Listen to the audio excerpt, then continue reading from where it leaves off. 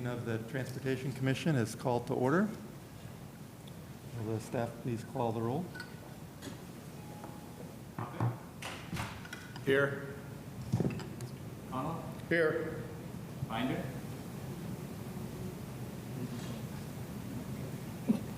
Ballin? Drummy? Here. Flaherty? Here. Davis? Skurushko? Here. Strasburg? Here. Thank you. First item on the agenda, we start with reports and communications. To start with, are there any reports from commissioners? Seeing none, moving on. Next, we move on to reports from staff. First is the 180-day order update. Good evening, Commissioners. Andrew Seabour, City Engineer, here to provide you a status update on 180-day orders. Since your last meeting, no new orders have been issued, but did just want to let you know that 2 prior orders were reissued. This was, I think, the first time that orders have been reissued now multiple times on these particular items. The first one is 4 all-way stops on 7th Street. And then the other is related to loading zones adjacent to Kirkwood Avenue. I'm happy to answer any questions you have about these orders. Mr. Flaherty. Thank you. Thanks for the report. Were both of those orders extended more than one time, or just the first one? I believe they have both now been extended multiple times. And does engineering staff plan to bring those to the city council? Or are they required to come to the city council for permanent status? And do you have an estimated timeline for that? Sure, it is a fair question. Ultimately, the topic of these and Title 15 does need to go to city council. Where things are is our city administration legal team was trying to work with the council legal team and started to work on just the larger discussion about Title 15 and what should be or shouldn't be in that. But that did not get resolved. So I think this is kind of hanging in the balance of those ongoing discussions. And the timeline of that, I don't have anything to offer. Yeah, thank you. And would that be true for like all 180-day orders that were kind of in a limbo of sorts, and we'll just use those on repeat until we have a legal clarity and agreement between the council office and the mayor's office? I think that's the current anticipated approach to these, and where I would keep this commission updated of those orders. But yeah, I welcome further dialogue on that. Thank you. Mm-hmm. Other questions from the commission on 180-day order update? Seeing none, we can move on to the next report from staff, which is the parking study status update. Thank you. Hi, my name is Michelle Wall. I'm the Parking Service Director for the City of Bloomington. In March of 2025, the city partnered with Walker Consultants to conduct a comprehensive review of downtown residential parking in Bloomington. The study has focused on rates, policies, operations, enforcement, technology, with the goal of creating a parking system that is efficient, equitable, and sustainable.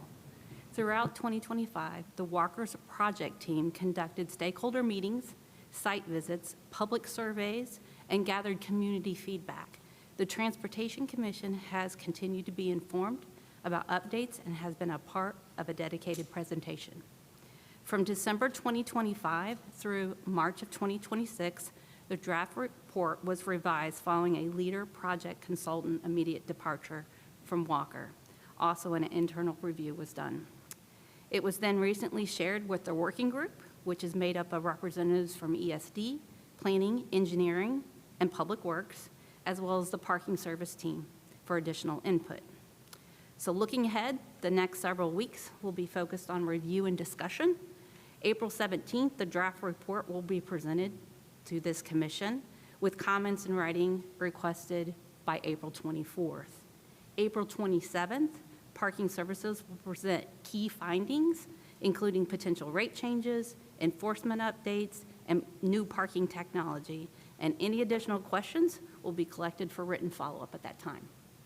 May 18th, Parking Service will propose to the Transportation Commission updates to Title 15 and will be presented based on the study's recommendation. On May 20th, it's our goal that Walker Consultants will present their report and recommendations to City Council. Overall, this study provides a roadmap for improving Bloomington's parking system and ensure it continues to meet the community's needs now into the future. Thank you. Thank you. Are there questions from the commission on the parking study status update? Mr. Flaherty? Thank you for the update. I'm looking forward to reviewing in April. Am I recalling correctly that the scope of this particular study isn't the full parking system or set of parking policies of the city? It's like specific to downtown, or is it everything? It's everything. Oh, okay. It's everything, yes. Mistaken recollection. Yeah, thank you. Okay, thanks for confirming that. Great. All right, any other comments from the commission? If not, thank you. Thank you for your time. For your report. The next report is on West 3rd Street from Buckner Street to South Davison Street. All right, I'll be talking about that one today.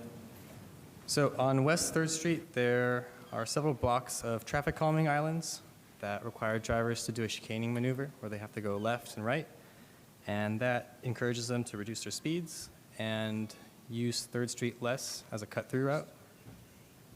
These have been in place for several years, but it's been brought to our attention by sanitation and drivers of snowplows that it's been hard for them to turn in and off of these streets because of the tight nature of it. What's happening is that they're either driving over the curb or over the islands, or they're striking the wall of the cemetery. Because of this, we went out to the field and we observed the vehicles making these maneuvers, and we talked to our streets department, and we realized that the best thing to do would be to cut down the size of some of these islands so that we could still maintain traffic calming effects, but allowing these larger vehicles to still make their turns.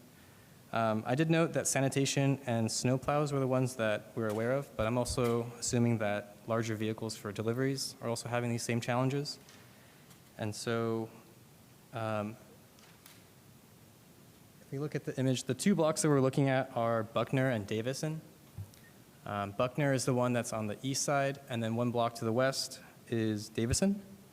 So for Buckner, there's an island directly west of the intersection, and that island we're proposing to cut back about half of the length.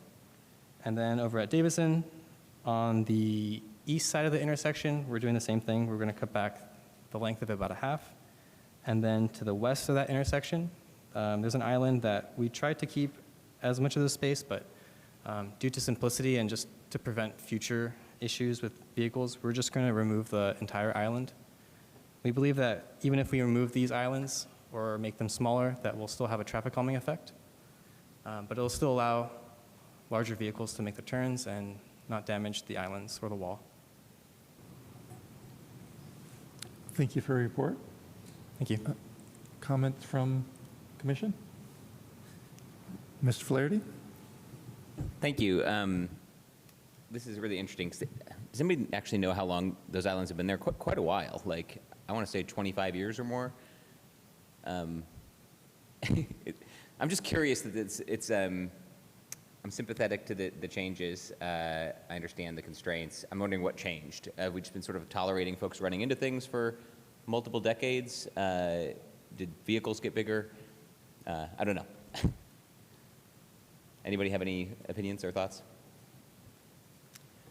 I think there's a couple things. I want to say these islands, the traffic calming is, I'm going to guess, 15 years or so old.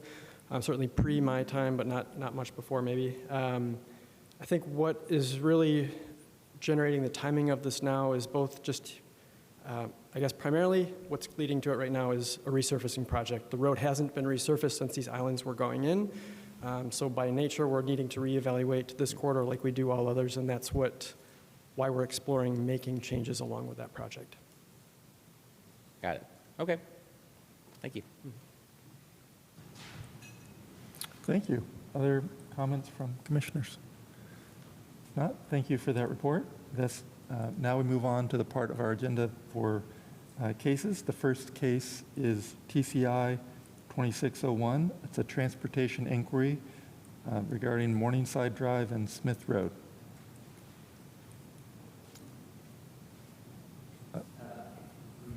Taylor, or Alexander is here.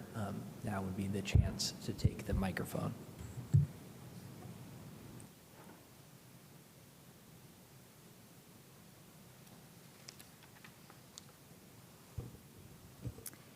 Hello, my name is Brianna Alexander, and I am the mother of Lena, the 10-year-old who was recently hit by a car while crossing the intersection at Morningside Drive and Smith Road. Immediately after the crash, sitting in the hospital ER watching my daughter repeatedly vomit up the blood she had swallowed from missing teeth that were knocked out on impact, I was overwhelmed with guilt. I had failed to keep my daughter safe. My husband and I had only begun letting Lena cross Smith Road this past summer after she asked to be able to go to visit her best friend's house and the Yellow Slide Park. It was a decision we made carefully and only after many conversations about safety and weeks of her demonstrating she was responsible enough to always wear her helmet, travel with friends, and be home on time. I was so nervous, but also know how important independence is for a child's development. Nonetheless, sitting in the ER waiting for answers on the extent of the damage to her little body, managing my composure to keep her calm, thinking through how to make her whole again, and trying not to let my mind spiral to the worst outcomes, I felt like I had failed her. When tragedy happens, your instinct is to turn inward, but when your village shows up to help, it reminds you that you're part of a bigger picture.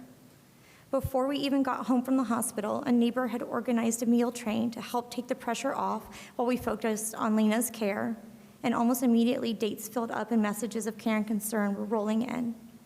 Over the next weeks, the messages from terrified parents who couldn't help but put themselves in our shoes made me realize it could have been anyone's child. I hadn't failed. What happened to my daughter was not an anomaly, it was an inevitability. Every neighbor I spoke with had stories of close calls in that intersection, feeling like they had to be hyper vigilant after witnessing distracted drivers rolling through, not stopping. The intersection at Smith and Morningside does not demand driver attention. It needs upgrades that will. Doing nothing now is not neutrality. It is the decision to accept that this will happen again. A serious injury crash is no longer just a statistical probability according to your own data. It has now happened to a child. Parents should not have to choose between their child's independence and their child's safety. They deserve the peace of mind that our roads are designed to keep them safe. I urge you to allocate funds for immediate safety improvements at the intersection of Smith Road and Morningside Drive, because no parent should have to stand in an emergency room wondering if a simple walk to the park has changed their child's life forever. And I've got some photos, I don't know, of the injuries she sustained, if that's something you guys want. Are we able to display the photos? I don't believe we are able to display the photos, but if you would like to pass them to commissioners, I believe that that is certainly within the realm. Thank you for your presentation. To just give an overview of how this inquiry process works, we have an opportunity to comment and ask questions. Then there'll be public comment both in person and online. And then we'll come back to the Transportation Commission, where we have an option to request further study or information or request a future petition or resolution that addresses the issues raised. So to start that, do commissioners have other questions for the petition or initial comments before we move to public comment? Okay. We'll move to public comment. First, we will have in-person comment, and then we'll move to online. So if there's someone from the audience who would like to speak.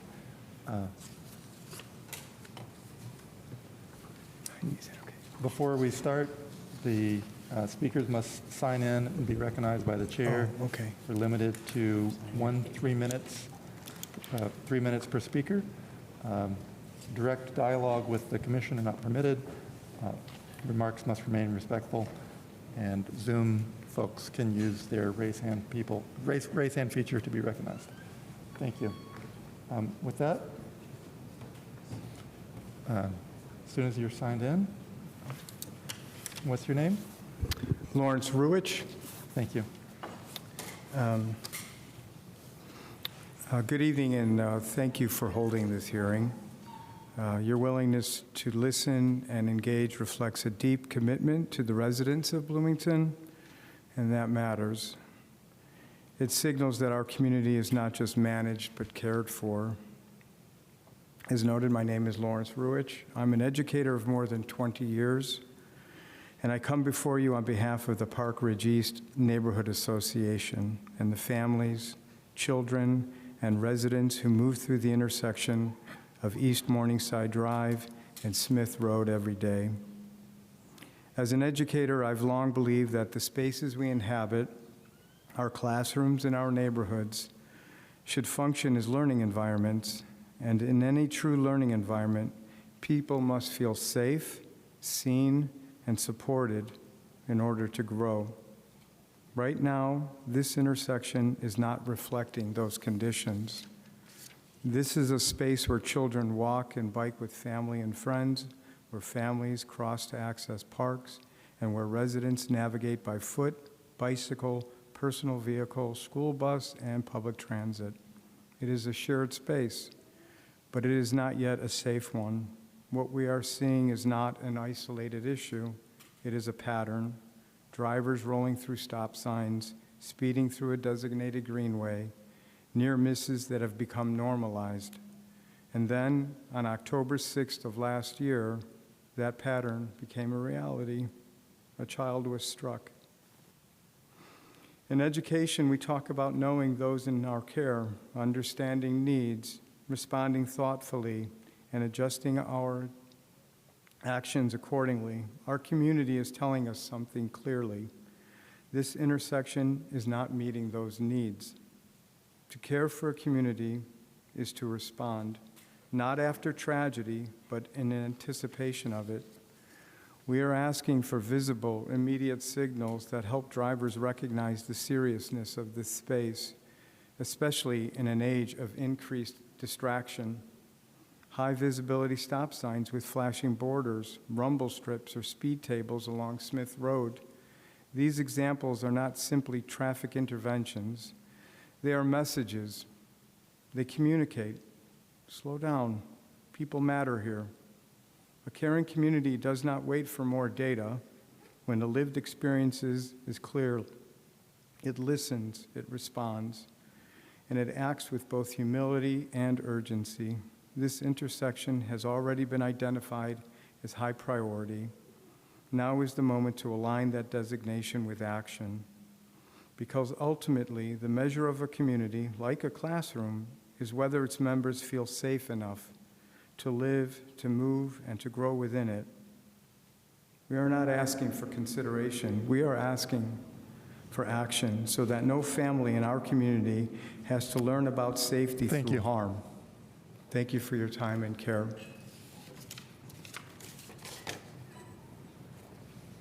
Thank you. Will the next speaker please step up and sign in?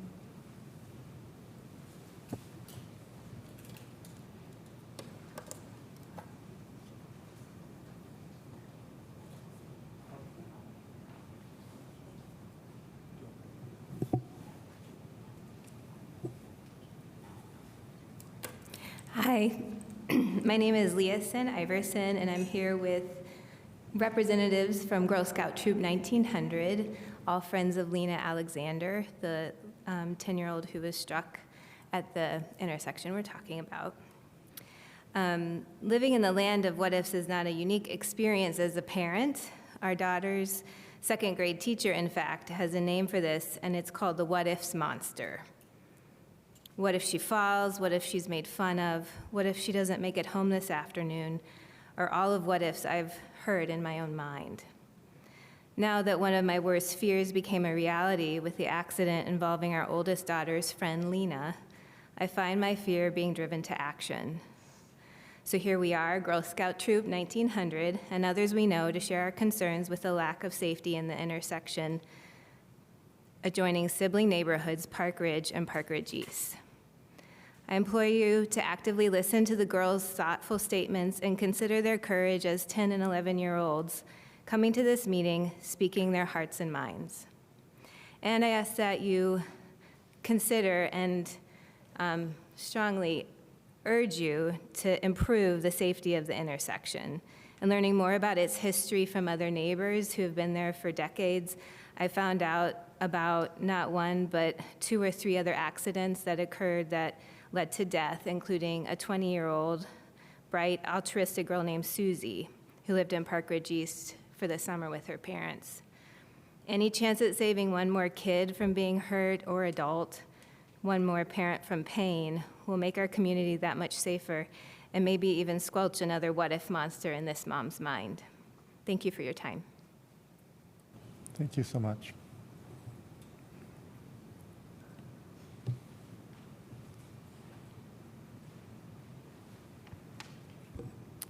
Hi, my name is Violet, and thank you for inviting our Girl Scout troop here today. I hang out in the neighborhood where Lena got hit. Most of my friends live there, and we have our meetings down at the street, down the street at the St. Thomas Lutheran Church. There are a lot of intersections in Bloomington that I'm not allowed to go on.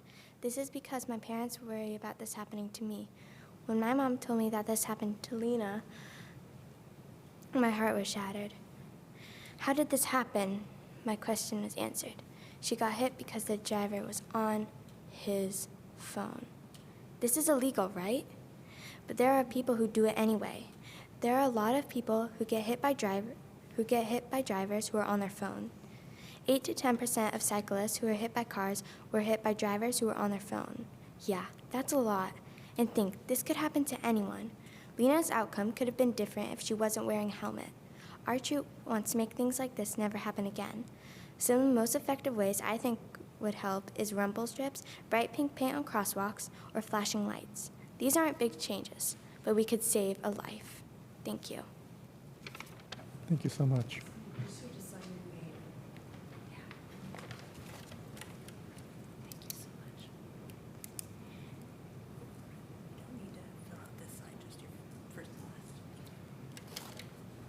Ready for our next speaker to sign in. State your name, and you have 3 minutes.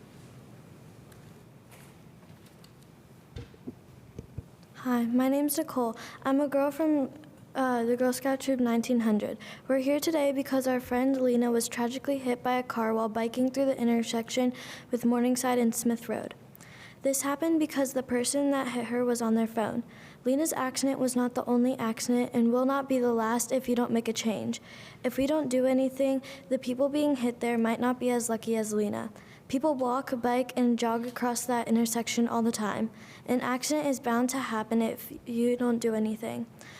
I've already prepared some ideas that can help. We can add lights to our stop signs, we can add a protected bike lane, and we can also add rumble strips. Thank you so much for clearing your schedules to make time for us, and we hope you make a difference. Thank you.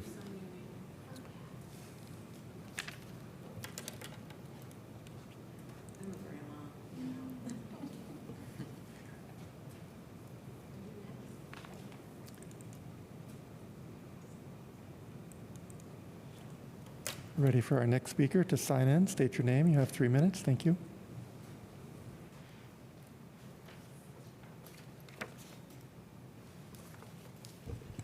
Hello.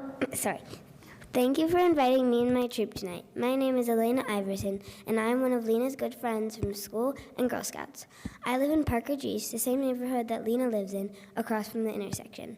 I was at music lessons during the accident, and my parents told me the morning after. I was devastated, and all my friends were at school, too. Barely anyone talked at recess, and all we did was walk around. At lunch, Girl Scouts, recess, and most of school, we kept waiting and waiting for her to come back. The day she came back, everyone was so happy. As well as not being able to go to school, she could also not eat solid foods, which meant mashed potatoes for months. None of this would have happened if it weren't for a college student being on his phone and didn't realize the kid riding in front of him and didn't stop at the stop sign. And that stop sign was the only thing that could have stopped him, but it didn't. So I think that you should add raised berms, intelligent speed bumps, and/or bright-colored crosswalks. These things would help because they would make sure that no one could hit anyone and help people stay off their phones. Thank you. Thank you so much.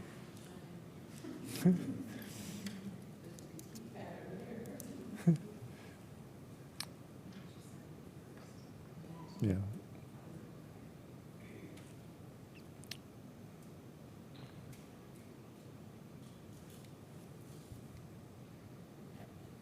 Thank you. We're ready for our next speaker. If you can sign in, state your name. You have 3 minutes. Thank you.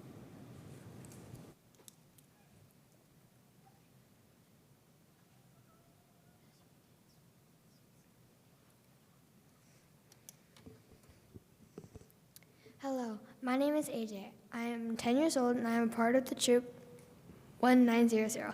I heard about Lena's accident and I was very sad. When Lena came back, they said that she could only have liquid foods. When I heard the person who hit her was on her phone, I was livid. I thought of multiple ways to make sure it didn't happen to me and my friends or my family again. I thought of speed bumps next to stop signs. Since the person ran the stop sign while looking on their phone. Lena looked both ways before crossing the road. They did the right thing, while the other person didn't. I think people in all neighborhoods should ask for walkways, because I have had various accidents where a car almost hit me because walkways were not available. I hope you bring my warnings to reality. Thank you for your time. Thank you so much. Ready for our next speaker? Just please sign in, state your name. You have 3 minutes. Should I write my name?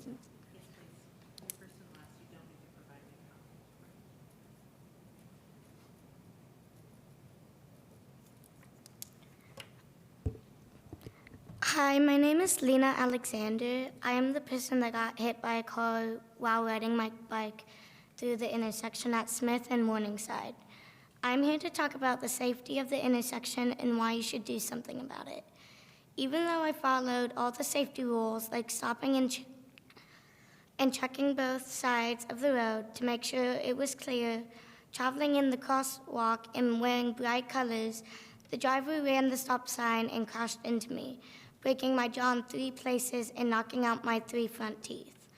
I think to make the road safer to the people crossing it, you should add rumble strips or a colorful crosswalk to get people's attention better.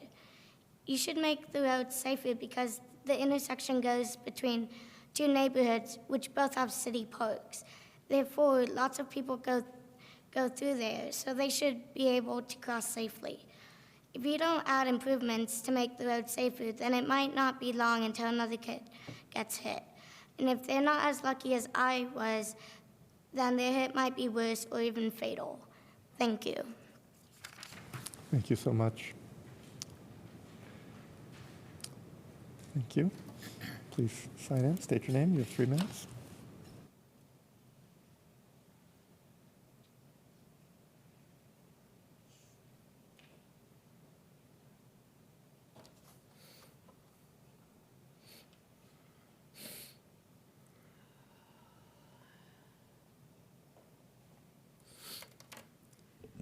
My name is Kathleen Bogus, and I have lived in Park Ridge East for 49 years.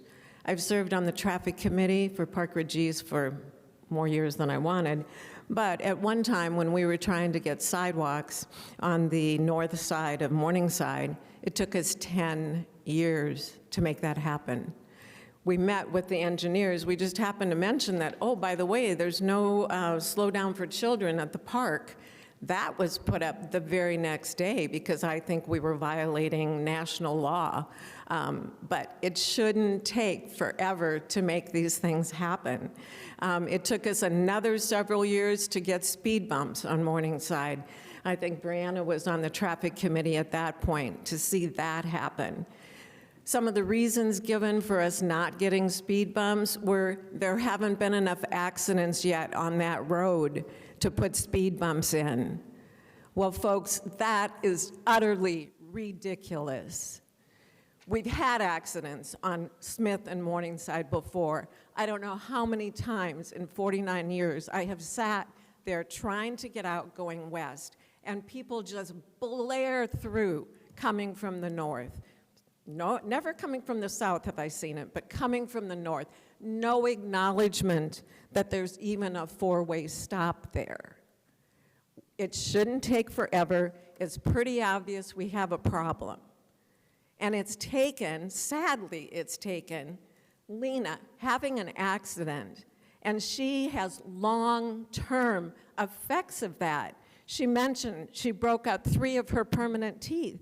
They can't replace those until her jaw grows to the adult size. So she's going to go on through her school life without those teeth.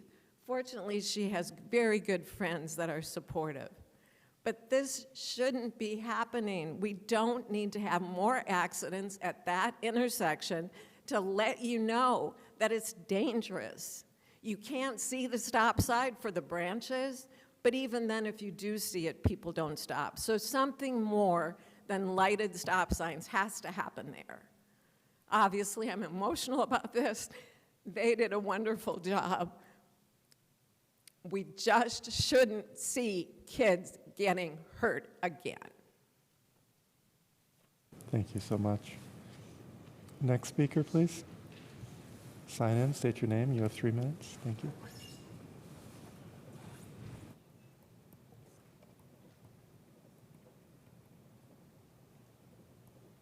Hi, my name is Steve Eggers, and I'm representing the Park Ridge Neighborhood Association Executive Committee. Not to repeat what's already been said, but I think you understand and have been impressed with the testimony, especially from the Girl Scout troop supporting Lena. To think about, I've been in Park Ridge as a neighbor in Park Ridge, a resident for over 35 years. And when I first heard about this accident, naturally, I think, Lena, is a terrible accident. Luckily, she had a helmet on. But it impacted her Girl Scout troop. She missed her Bradford Woods 5th grade camp. That's a big deal. I know it was big for my kids. I would defer to you folks. You're the experts. You know what possibly could be done at this intersection to highlight those stop signs, whether it's rumble strips, whether it's a solar-powered lighted stop sign, whatever it takes. But we really, as a thoroughfare between Park Ridge and Park Ridge East, because we both have wonderful parks, thank you, City of Bloomington, we have lots of crossover and lots of kids who know each other in the 2 neighborhoods. Not only the kids, but also adults that walk and go to play tennis, because the tennis court's over in Park Ridge East. So we defer to you. This happened last October, and I understand the first meeting was because of the weather had to be rescheduled. But I defer to you folks. You can make a good decision here and rely on the engineering experts to make this intersection safer. Thank you very much. Thank you. Ready for our next speaker? Please sign in, state your name. You have 3 minutes. Thank you.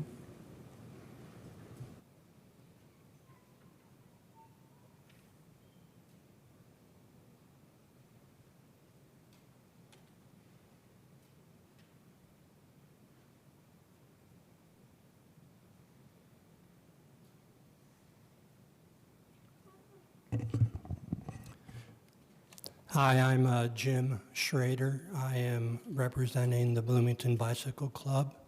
We're a club of about 200 cyclists. We're not all adults. A lot of them are children of parents that belong. I'm just here to comment that pedestrians and cyclists are so, are so vulnerable users of any transportation system in this country. And we're the ones that usually are hurt or die. It's terrible. That street, from a bicyclist standpoint, that intersection is well used by a lot of bicyclists also. Currently, the bicycle lanes are insufficient. I don't know if there's enough traffic to consider a bike ped path on one side, but it definitely, everyone thinks it got improved because of 3rd Street and Smith Road, all of that construction. But no, it was great right at that intersection, but then everything disappears. All of you on this committee know all about the 3 E's of traffic engineering. Education. Well, Mom and Dad told Lena everything, and I'm sure she got grilled on that about being safe and all that. Engineering, well, we're talking about engineering now. The last E is enforcement. There are laws that were violated during this tragic, what everyone says, accident. It was a collision. We need to stop, doing the hugs and prayers and all that stuff. Things can be done. Thank you. Thank you. Next speaker. Please sign in, state your name. You have 3 minutes. Thank you.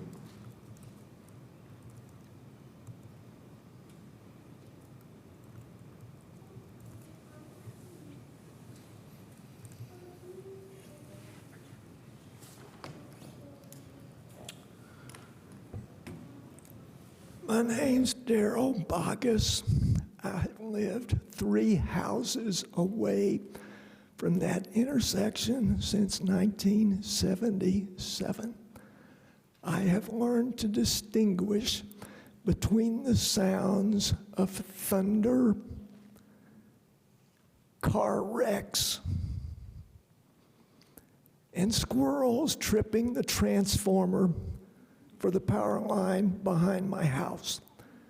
Duke has replaced the transformer. Storms are getting worse. We have more thunder than we used to. More rain, more snow, more ice.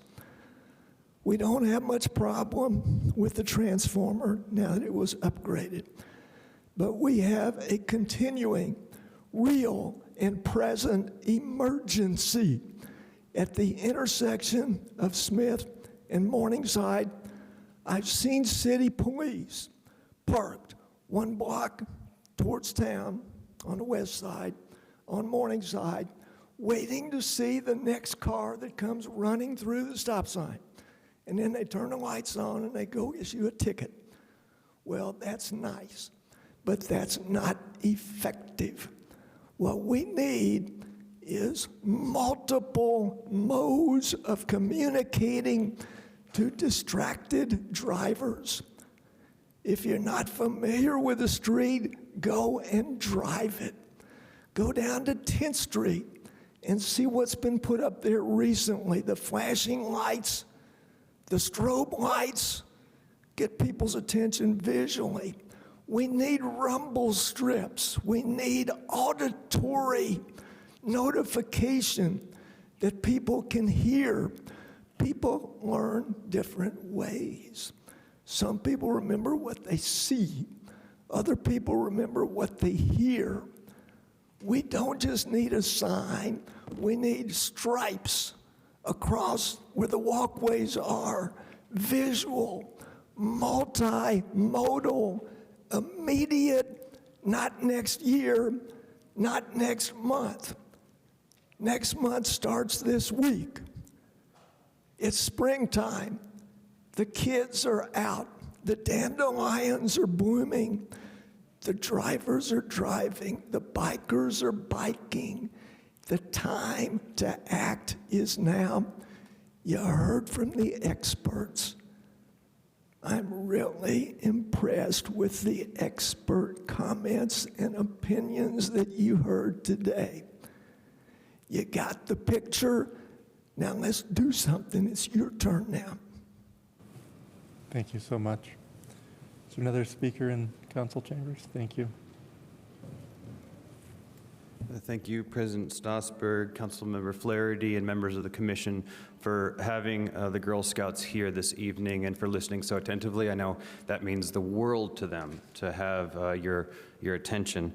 I know you don't want to hear from an old man after these Girl Scouts spoke, but I did want to point out a couple things that I think are important for you to consider as you're moving forward with action, that the Safe Streets for All Action Plan, which is a fantastic document with a fantastic mission, it identifies this intersection as a high-risk network with a score of 37. This is the only intersection on the east side of town, at least on the north side of 3rd Street, that has this designation. And I'll note that the dashboard, which is a fantastic tool to find out where it's safe to cycle, where it's safe to be, it doesn't yet have this incident on the dashboard. And so I just wanted to point out that there are some really great resources that we already have within the city of Bloomington that we can diagnose this. Now, when my wife and I were looking for a home here, we chose Park Ridge East because it was in between 2 ice cream shops. Everyone talks about the parks, but no one talks about the ice cream stores. It's pretty magical, and that's one of the really benefits that people live in this neighborhood. And the other thing is that we have the best school in the entire state, University Elementary. All of these kids ride the school bus together. As I think one of the Girl Scouts was talking about, they knew the next day at school that their friend wasn't coming back because they got hit by this bus. This is a tight community. We've got representatives from both neighborhood associations coming up here today. We've been talking about this ever since it happened. So, again, I've been talking for too long. You wanted to hear from the girls. Action, action, action. Don't kick this down the road. Let's take action, and anything we can do to help you, we'd love to help out. Thank you. Thank you. And could you state your name? Peter Iverson, a concerned father. Thank you.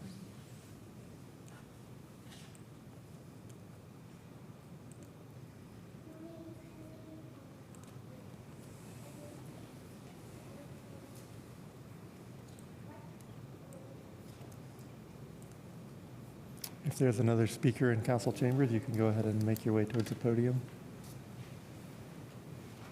Thank you. Please sign in, state your name. You'll have 3 minutes. Okay.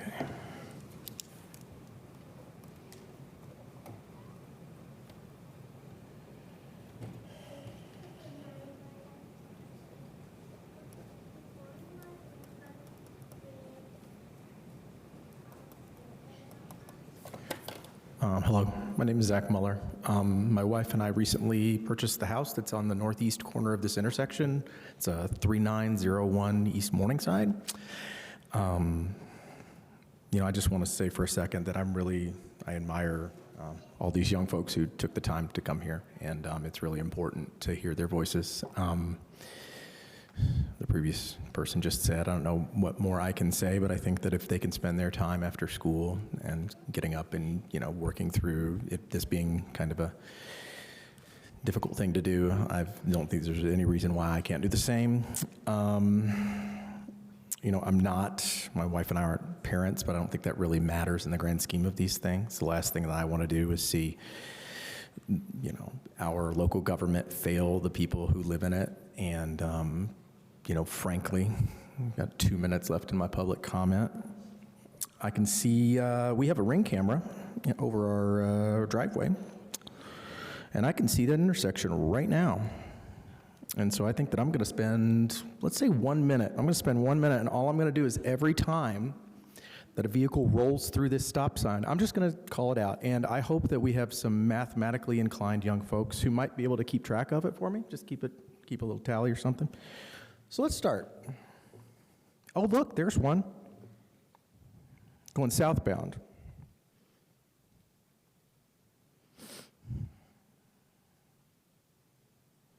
There's a car that didn't stop for pedestrian going northbound.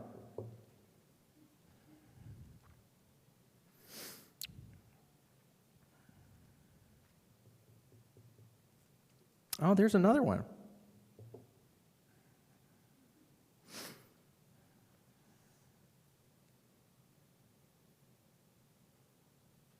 Okay, there's a car turning out of our neighborhood, Park Ridge East, that didn't stop all the way. Bad form, neighbors.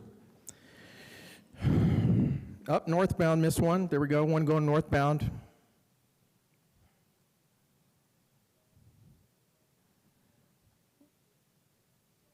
Oh, and just to round out the minute, there's one more. What do we have? Okay, so that's 6 every 10 seconds. This is not high tide for traffic. You know, that was, I checked at 5:30. I kept a tally on my camera from 5:30 to 5:45, and I counted 31 automobiles that chose not to even come close to like a California pause rolling stop. Okay, not even like fully stopped. You know, I'm gonna stop and keep going. 31. The least we can do is put rumble strips in. My wife and I, arguably, since our driveway backs out directly into the intersection, we'll be the ones that everybody there are going to have the most inconvenience. Let's do it, whatever it takes. I don't care. This is silly. Thank you. Thank you. Any more speakers in council chambers? Thank you. Just sign in, state your name, and you'll have 3 minutes. Thank you.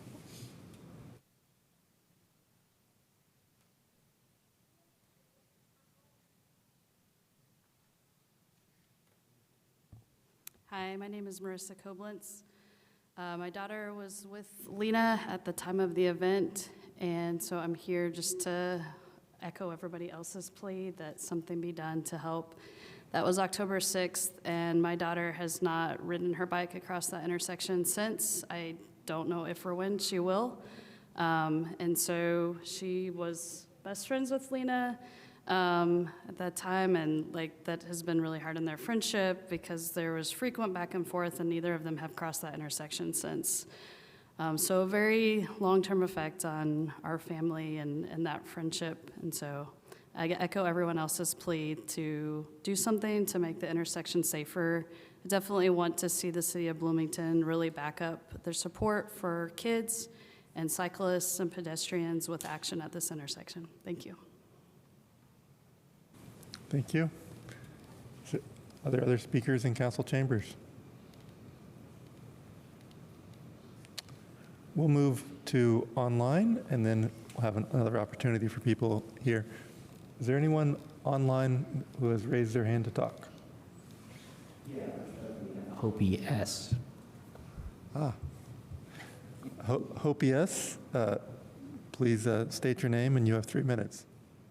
Hi, thank you so much. My name is Hopi Stossberg, and I'm the City Council representative for District 3, and both Park Ridge and Park Ridge East are in District 3, and I'm also a resident of Park Ridge. So I thought that it was appropriate tonight to comment on a couple of things. First of all, I want to highlight an understanding, I think, that the representative from the Bloomington Bicycle Club mentioned, but maybe didn't say it clearly, that the entire, and I think one of the Girl Scouts did too, the entire stretch between 3rd Street and 10th Street on Smith is problematic, and it is highlighted in the transportation plan as problematic. And, you know, I've lived here for 12 years, and there have been various times it's kind of been brought up, like, what can we do about that? And one of the problems is it takes a lot of money, a lot of investment to figure out remediating that entire stretch to make it better for pedestrians and cyclists.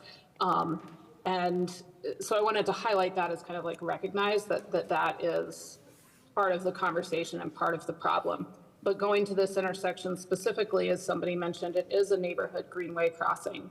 And it would be really excellent if we could have some consistent policies around greenway crossings. And I think that those policies would start with the Transportation Commission in terms of what y'all with staff are kind of delegated to do, and that would be really great just to have some consistency around town with what we expect as a community in terms of the safety of our greenways, especially when they cross busier roads, whether or not, obviously, there is a traffic signal at that road, because in theory, this vehicle should have stopped. And in actuality, it didn't, because stop signs don't actually force cars to stop or even potentially slow down. And then lastly, I just want to say thank you to all of the residents and all of my neighbors in Park Ridge and Park Ridge East who have contributed to the discussion tonight, especially the Girl Scouts for braving the public microphone, because that can be an intimidating thing to do. And I'm just really impressed with them. And I also really appreciate that the speakers generally, people spoke up with positive suggestions and not just complaints. And I just wanted to really appreciate my neighbors and my constituents for their comments around this intersection. So thank you so much. Thank you. Are there other folks online who'd like to comment? Next, I have Katie Yoder. Katie, you have 3 minutes. My name's Katie Yoder, and I have been a resident of Park Ridge East for nearly 10 years, and I have 2 children who are 8 and 9. I use the intersection at Morningside and Smith every single day. My husband bikes through it for his commute, and my children and I regularly walk to school, to the playgrounds, and bike and run through this area as a family. I'm also a teacher at university, and I have participated in the Safe Routes to School efforts as a parent, educator, and community stakeholder. So I really, really care deeply about how students and families move through this area. And the intersection sits directly on the Morningside Greenway, and it is actively used by people walking, biking, families with children, and community members accessing the nearby bus stop, not just drivers. It's designed to be a shared multimodal space, and it needs to function safely that way. We've been advocating, as Kathy Bodge said earlier, for safer streets in this neighborhood for years, and we were so grateful to see traffic calming added to Morningside. But this particular intersection remains a serious problem. Even though it's a 4-way stop, as many people have said tonight, drivers frequently roll through and ignore pedestrians altogether. I've had moments where I physically had to put my hand out to a car just to make sure they saw me. We teach our kids, as Brianna said, to be extremely cautious, to make eye contact with drivers before crossing, but that isn't always enough. We've had multiple close calls, and we know this risk is real because a child has been hit here. I live across the street from Lena. It was every parent's worst nightmare. I was driving into the neighborhood when I reached Morningside, and I saw her bike lying on the road, emergency vehicles, and then Brianna, her mom, running full speed down the street. It's an image that seared into my mind like a bad dream come to life. Safety in our neighborhood should not depend on whether you are in a car. Everyone using this Greenway intersection deserves to move through it safely. And we've done everything we can on our end to be safe, and now we need the street design to do its part too. Thank you. Thank you. I have Hannah Vaughn. Hannah, you have 3 minutes. Hello, my name is Hannah Vaughn. I live in Park Ridge East. I've lived here for 12 years now, and I live on Morningside. I have 2 daughters who have shared different seasons of life being best friends with Lena. And first, I want to really make it extremely clear that Lena has known how to cross a street appropriately since she was 5. I think that's how old she was when she came into my world. Brianna really raises very independent and smart, capable children, and I was blown away by Lena's ability to be intentional at crosswalks when she would come to my house to play. So it's just important. I know a lot of people want to default to, well, the child probably didn't do quite right, and she said she looked both ways, but did she? She did. Lena Alexander looked both ways, I promise. The other thing that I want to say is that I walk my dog down this same path at more obscure times, 6 a.m., maybe 8 p.m., those types of things. And at those times of day when there is only 1 or 2 cars on the road, I will not cross that intersection until the car comes to a complete stop, even if they are just now turning onto Smith. Because of the number of times I have nearly been hit while walking my dog, wearing a headlamp, wearing a reflective vest, I wait until the car comes to a complete stop, regardless of if I could have gotten, I probably could have gotten across the street entirely if I had just gone. But it's just an intersection that is blatantly ignored over and over and over again. So at this point, I feel like white noise.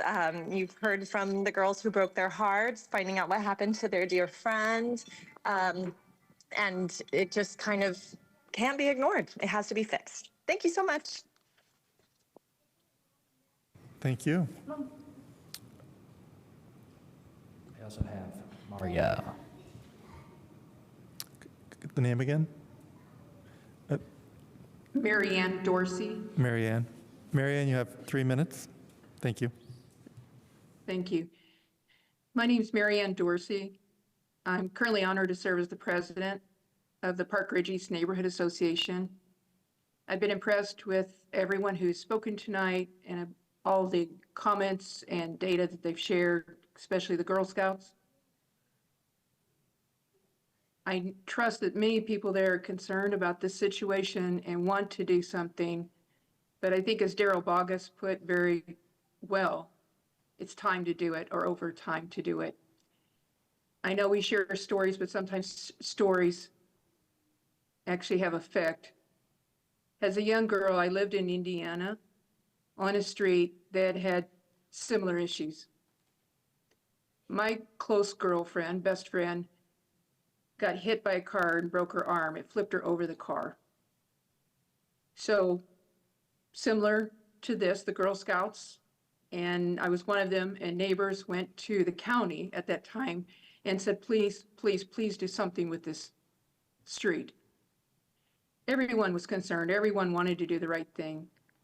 But whether it was funding, again, I was 9 years old, whatever the issue, nothing happened. When I was 18 years old, my best friend at the time, her sister was in a car, same intersection, same thing, and she was killed. To this day, people that were in that meeting often regret and wonder, what if we'd done something differently? After that, it still took another 15 years to change that street and intersection. I'm just asking that we don't make the same mistake here, and we do whatever it takes to make it safe for children, adults, anyone who is using or crossing that. I appreciate Zach Miller timing it right now with his camera and telling us who was running the street. Just before I left town, I was there, I came to a full stop, and the motorist looked over at me and just blew right through the center of the street. It happens every week, 2 or 3 times. So thank you very much, and I appreciate that you'll do the right thing. Thank you.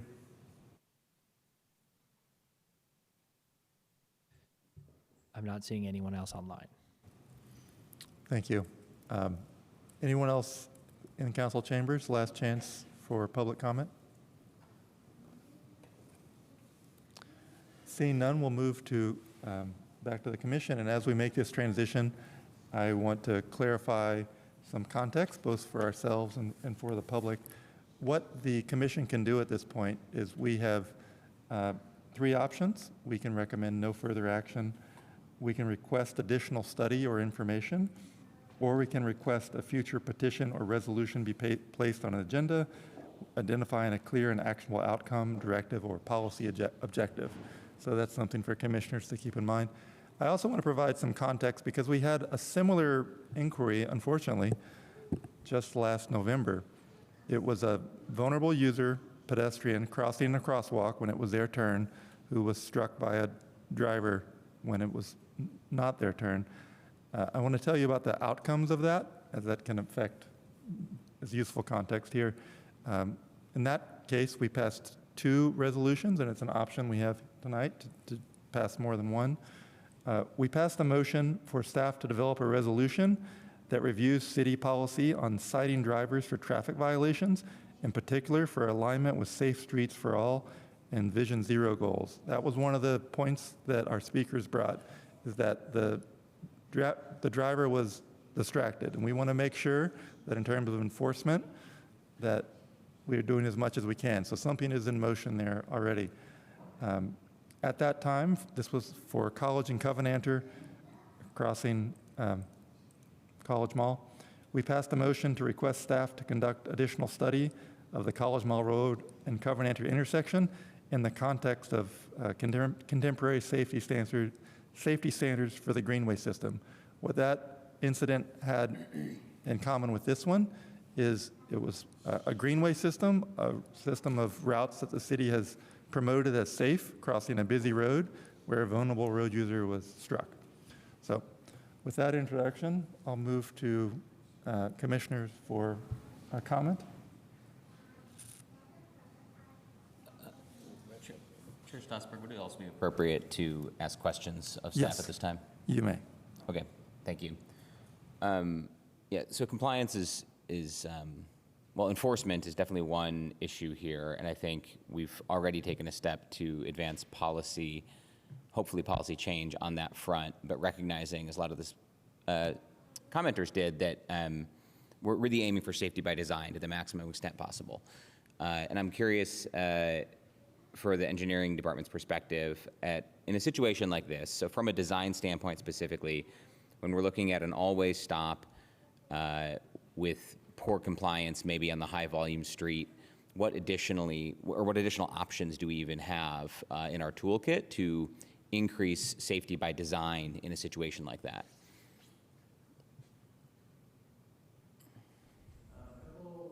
Measures that come to my mind are at least putting on the pavement stop sign ahead.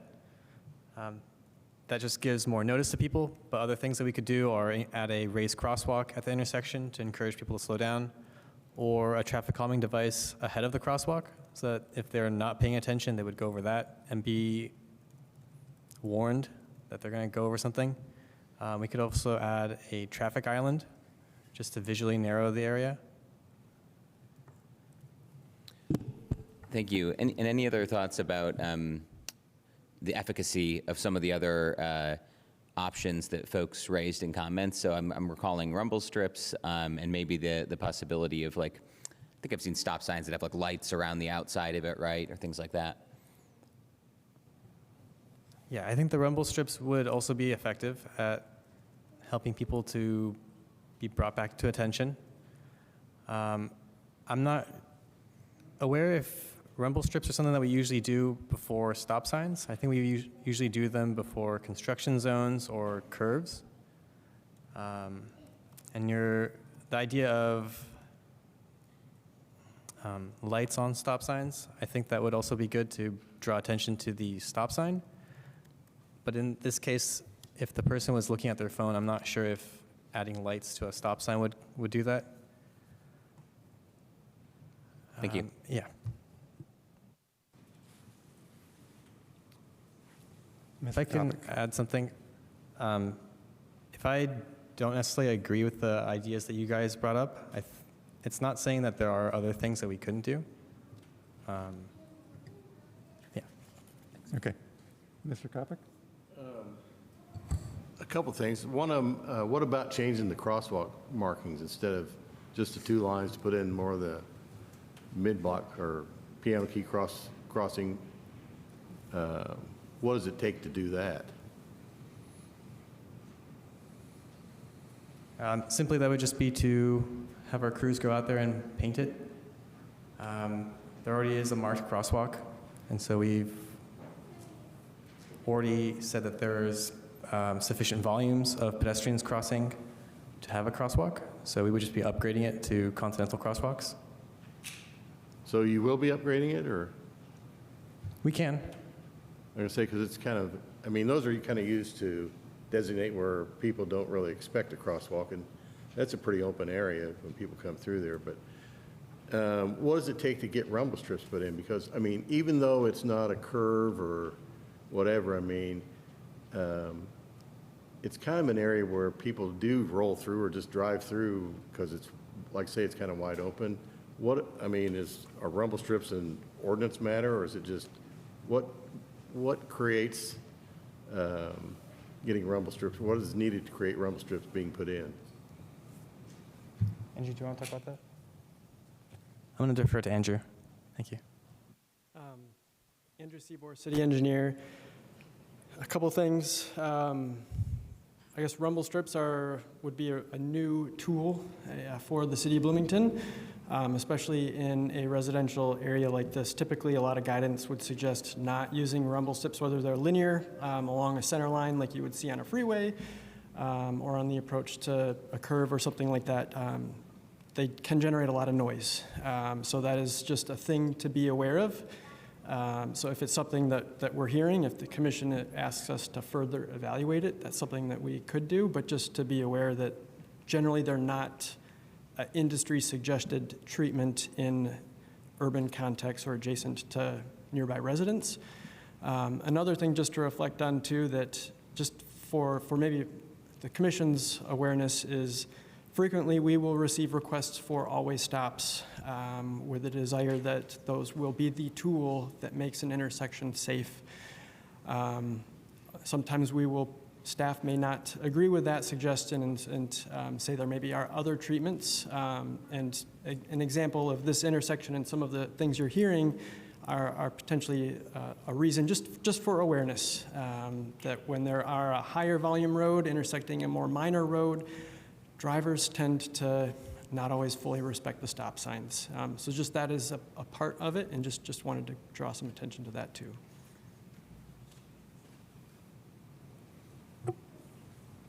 Ms. Sukarochko? Yeah, I have a question about the ways how we can resolve this. We talked about a few ideas in here. People brought up some ideas. You mentioned something. What's the best way to identify which will fit this specific intersection, which will work there best? I'm guessing it's research, but then maybe we already have some information so we can make some assumptions, or in general, how do we define the best solution and how do we measure the outcome of this solution?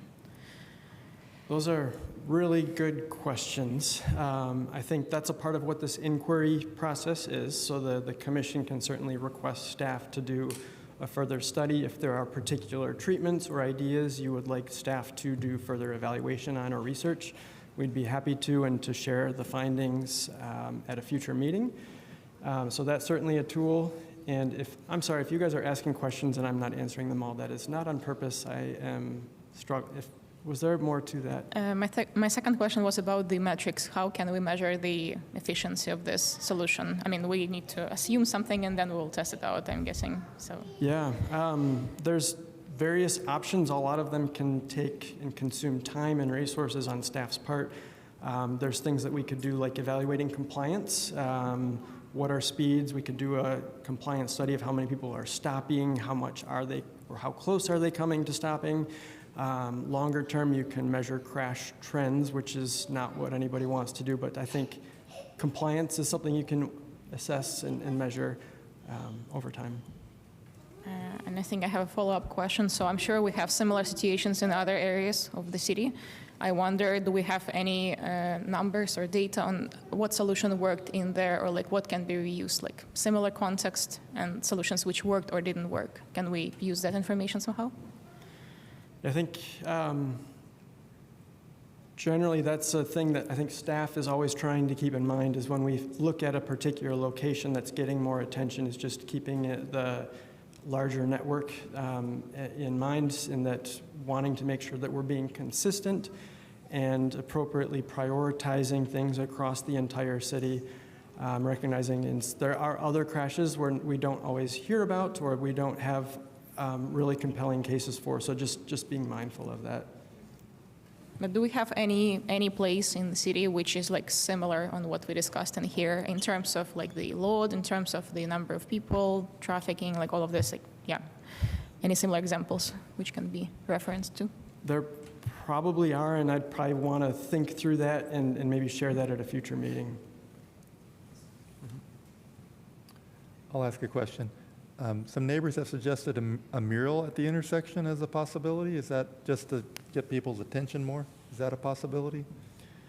I think the city does, I would want to revisit it, but there is a art in the right-of-way policy. Those things go through our city board of public works. One thing of note in relation to some of the comments too are that there are very strict guidelines on what crosswalks can look like. So we do not permit murals or different color crosswalks, but something outside of the crosswalk is more possible.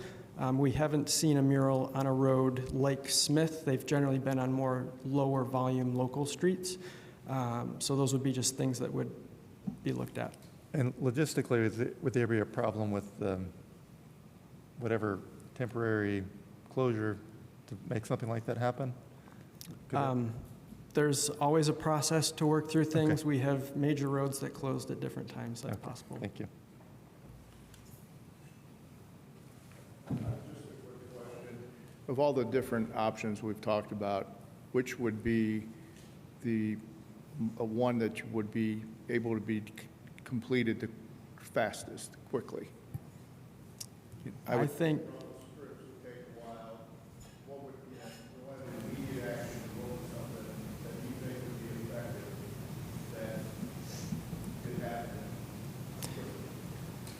the honest trick and the part of that question that I struggle with the most is what would be effective, if I'm being honest. I think one of the things that we could do most easily, and this is me as the engineer that isn't responsible for those that install and maintain things, but would be to look at the crosswalk markings and potentially explore a crosswalk marking that is more high visibility.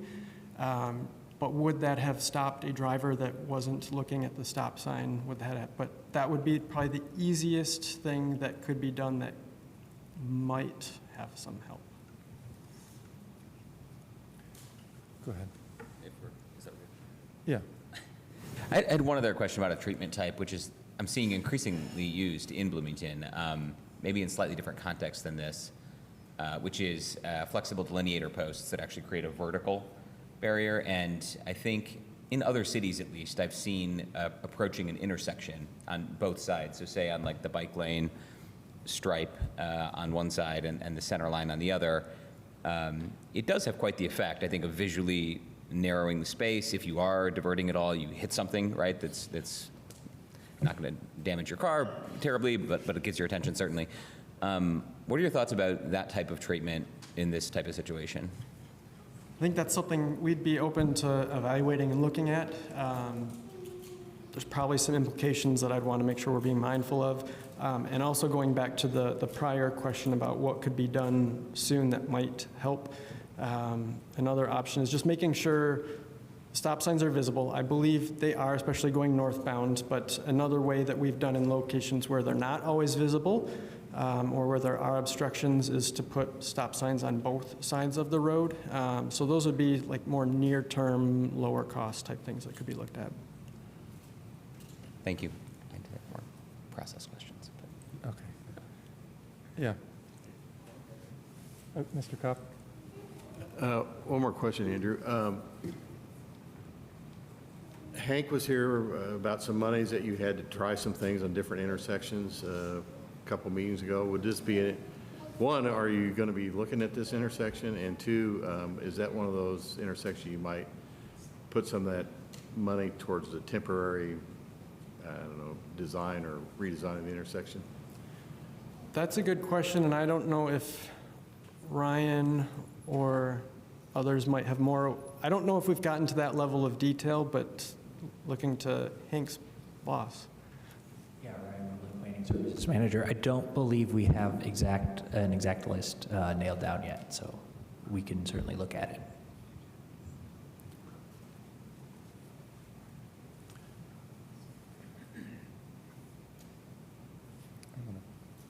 Ask a question.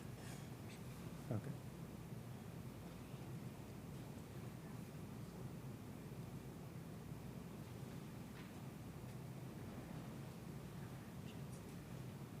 I think we have some more questions. Oh. Yeah, sorry. I'll ask one. So,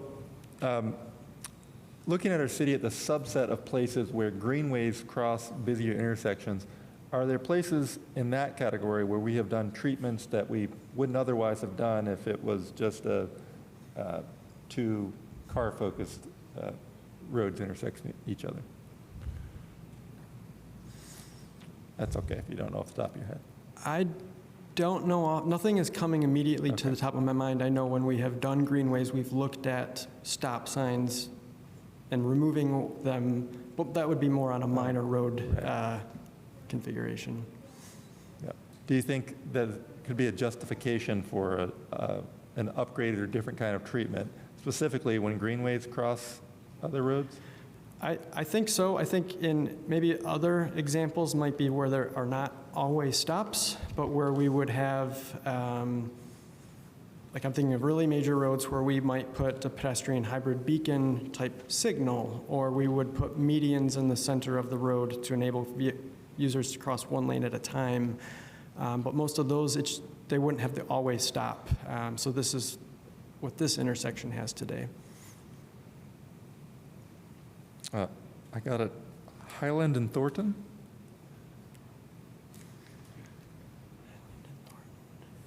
Yeah. Highland has bumps. Okay. Breaking news. Yes, that's fair. I'm sure there are other examples where we've done bump outs or things with our greenway projects. I appreciate the hint maybe there. Yeah. Maxwell and Thornton. Yes, you're right. And I think maybe one of the tricks here is on Smith is that we don't have parking in their bike lane. So if we were to do bump outs, it would be into the bike lane. And the bike lanes there, I know you've heard a comment, are already narrow, but that would They be are the trade-offs. substandard, yes. Yeah. Yeah, thank you. We have some more questions or comments. I think I'm going to go to Mr. Drummy next. Thanks. Recently, during a quarter study, we talked about neighborhood circles and traffic circles, and there's something between a neighborhood circle and a traffic what we think of as a roundabout, I guess. Is that something that's you've ever seen used in a situation like this, just to make it harder to go through this intersection, force you to slow down? Yeah, we have neighborhood traffic circles in the near West Side neighborhood. Other communities, that's maybe different context than a road like Smith. Some communities are starting to do more what would like a mini roundabout that don't take the full space as a more traditional neighborhood or roundabout. That could be explored here. Those tend to have more mountable treatments, but try to encourage people to slow down. That would be a potential alternative to an always stop at this location. But those would typically then turn the intersection to a yield intersection instead of a stop and then have to navigate some obstacle. That's what is in my mind. Yes, a mini roundabout would have the yield signs instead. Thank you. Ms. Sukaruchko? My question is kind of follow-up of what we discussed before, what I asked before. So I wonder, do we have, I believe we had the conversation on this, we had commission on this topic before.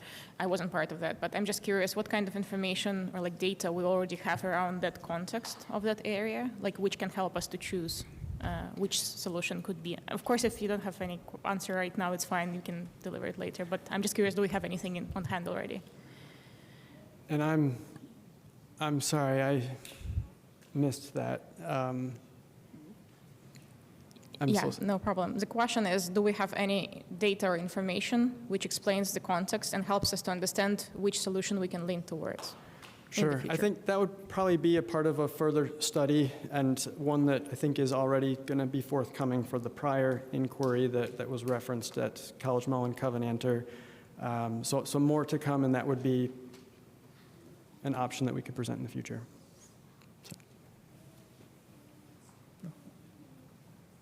Okay. I'm going to make one more comment, and I think it's about time to move towards making some motions. This time I want to speak to the audience, particularly the Girl Scouts who all came. I'm a dad who lives nearby. I live on Morningside Drive. I live near that intersection. My daughter is named Lena, and it's hard to hear. I biked with her through that intersection when she was 10. So it's something I'd like to see improved. I'm up here today partly because one of my friends from college was killed while riding her bike by hit from a distracted driver. So it's something that's important to all of us up here, and to me in particular. I'd like to see this addressed systematically. You all know about this intersection and this person. I don't want this to happen to any other intersection, to any other around town. So we want to address this intersection, but we also want to see what we can do systematically. And so we're going to see what we can do. So at this point, we can have more comment, or we can move towards making one of the resolutions I mentioned. And Mr. Flaherty. Can I actually ask a process question You that's may. related to You may. potential motions? We're still in the early phases of this commission and kind of navigating some new structures and procedurally. These aren't the types of things we're talking about generally would not come to the city council for codification, for instance. I'm just trying to get a little better sense. Is the only policy path now through one of these routes that the commission would take? Are there also things that the engineering or planning department might do at its own initiative, for instance, that wouldn't actually require formal action of this body? Could someone help me clarify that? I'll try.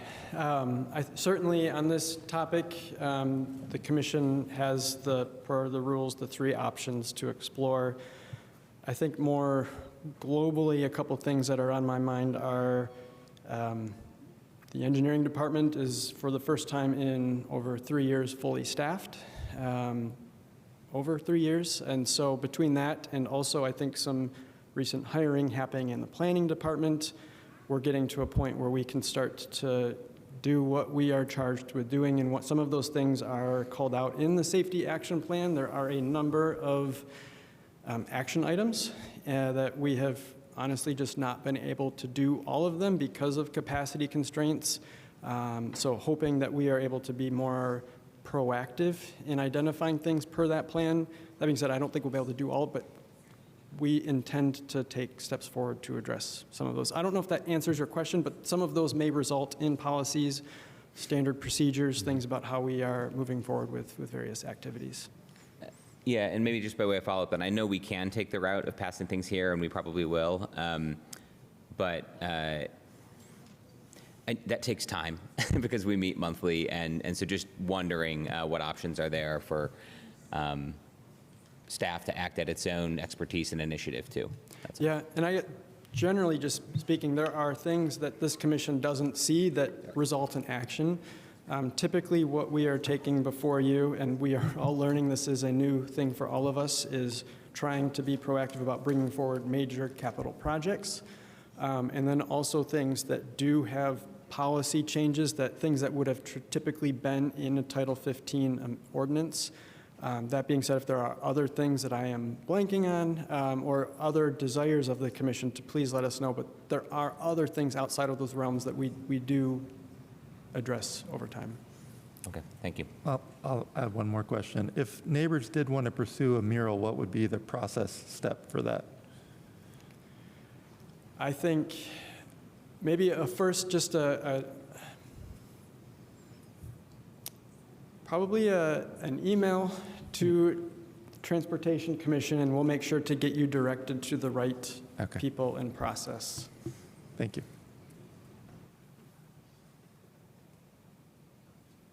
Yeah, I think just small question on the process too. So basically if I understand it correctly, the fastest way to achieve anything is to have, like, if we want to learn more, it's a study, then we do study. In the months, we discuss the results of the study, and then only we can decide what we do next, right? So do I understand it right, that months is like the minimum to get something done with this process right now? Yeah, I think if the commission asks us to do a study, we'll do a study. We will keep the commission up to date and share the results of that study. Depending on what staff finds, there can be some smaller incremental things that don't jump to the level of needing the commission's review that could happen sooner. That's possible. Thank you. Other process questions, or we can also go, Mr. Cope. Andrew, if the commission does request an additional study, what kind of time frame do you think you would need to do that study? That's a good question. We talked about an inquiry that I think you discussed in November that we haven't brought forward the results of yet. So I think most likely it would probably be a series of months. There's also other projects and major initiatives coming your way. So it's a balance too of managing your schedule and what's on the agenda. But I don't know, if maybe a couple months if I'm just guessing. Thank you. Other questions, or would someone want to put forward one of the options we have? I can repeat them if you'd like. I'd like to make a motion that we request an additional study and information on this particular intersection. Any comments on that before we take it to a vote? We need a second. Oh, I was just going to question on the motion. Can I do that? You may. What do we have to say? Do we have a second before we bring it to the floor for discussion? I'll second the motion. Okay. But I have questions. All right, now it's on the table for discussion, and we'll start. My thought would be amending the motion to be a little more specific in the terms and the scope of the study. I think a lot of times, general public, they hear, well, we're going to study it. It doesn't mean a whole lot to them. But I think if we could amend the motion to be somewhat more specific in terms of the scope of the study, whether it be the rumble strips, the additional signage, all the things that were mentioned, or if it's just going to be a comprehensive, we'll leave it to engineering, and just my thoughts. Thank you. Other comments on the motion? Comment, I guess, / question. I looked up online to see what our resolution was related to the Covenant or College Mall. I have it here. Remind me again what that was. Great, I have it here. It says, we passed a motion to request staff to conduct additional study of the College Mall and Covenanter intersection in the context of contemporary safety standards for the city's greenway system. So one option we would have would be to extend the scope of that request to look at generally where our greenway network crosses intersections, what safety standards do we apply to that? Thank you. I think my question is still around how soon we can get any results on, I mean, if we decide to do the study, like what would be the most efficient way on like get something achieved in the end? I understand that it takes time, but if it's easier to like join like with another study or like some other way, do it separately. Right. Oh, are you suggesting that if we joined it with the one that was already happening? I mean, maybe that's an option too. I'm just asking what can help to reduce speed it up. work? Yeah. Thank you. Ms. Flaherty? I think I lean in favor of a petition myself, and so I don't know if those are mutually exclusive, but that's it. So maybe I would be voting, I would support an expansion of the prior resolution that looks at this more systematically, the issue of greenways crossing busy streets. So I would support that if the motion were amended, but I think in this particular case, I'm interested in moving direction of a petition as well. Okay, yeah, I'm also interested in the expanding the scope of the one from November to look at more generally at greenways and intersections.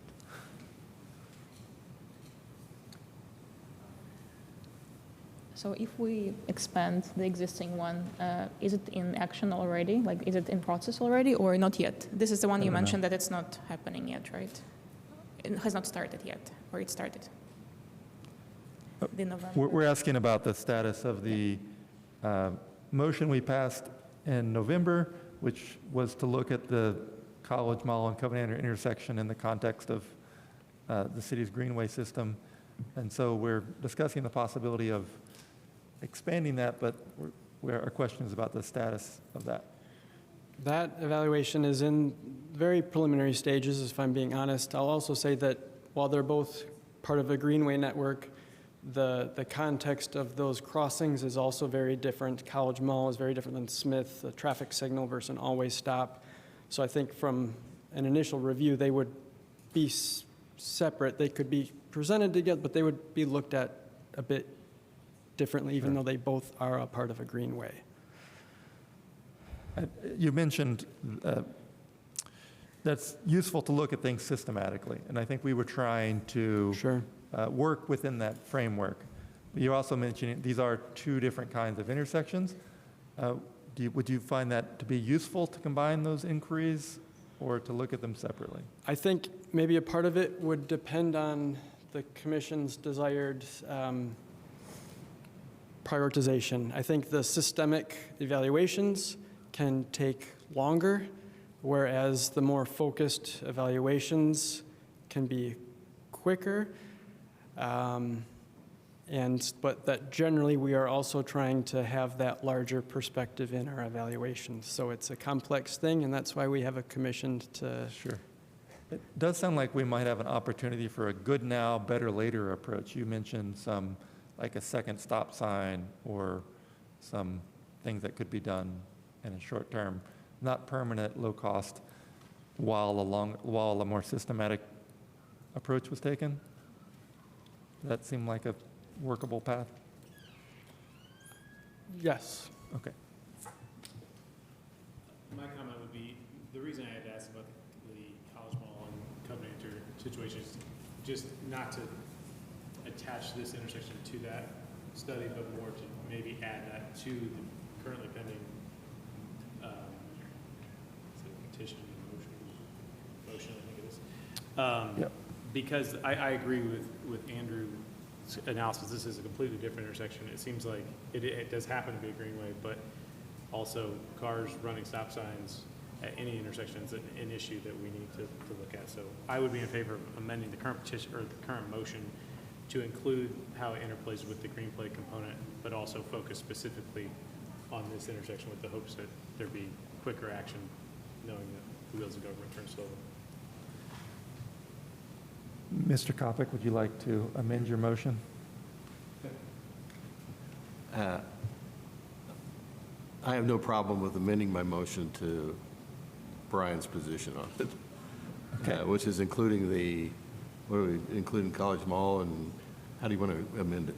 No, I mean, copy paste what we determined, I don't have the language in front of me, but it's keeping your motion completely focused on this particular intersection, but also including an analysis of not only how do we make the intersection safer, but also how do we, in keeping in mind that it is a greenway, and we want to focus on a greenway crossing as well. To put some words to that, it would be a motion to request staff to conduct additional study of the Smith and Morningside intersection in the context of contemporary safety standards for the city's greenway system. Plus what you previously proposed. Yeah, that's fine. Sorry, yes. Just to step in real quick, Iris, did you catch that motion? I caught what Mark just said. Okay. But if there's something else that I'm supposed to attach to the motion, I did not catch that. No, I just want to make sure you caught what Mr. Strasburg said. Okay, Yes. You'll need a motion to amend the original motion. Okay. It can be done via unanimous consent as well, as long as no one objects. Yeah. Do we have unanimous consent to amend or replace the motion? We do. Great. Is there further comment, or are we ready to vote on this? I think just a question on the scope to not make this study very long. Maybe it's not super relevant to this discussion, but I just want to make sure that we define the scope clearly, so it doesn't So go on forever. the scope is just this intersection, which he said smaller is better, but it's framed in the context of our greenway system, and that, I think, gives the city some latitude to consider treatments that other intersections might not have. Okay. With that clarification, are there other comments before we vote? All right. I think we're ready to vote on this motion then. Can we have a roll call vote? All right, Strasburg, Yes. Skorushko, Yes. Davis, absent. Flaherty, Yes. Drummy, Yes. Volin. Thank you. Connell, Yes. Kopic. Yes. All right, all in favor, thank you. Thank you. With that, motion carries. That's passed. Thank you for everyone who came to speak on this matter. You're welcome to stay for the rest of the meeting, but if you've got other things to do, you're welcome to. So I also have a mention in making another motion. To Oh, direct yes, the that development is of a true. petition. We are allowed to have more than one motion on this.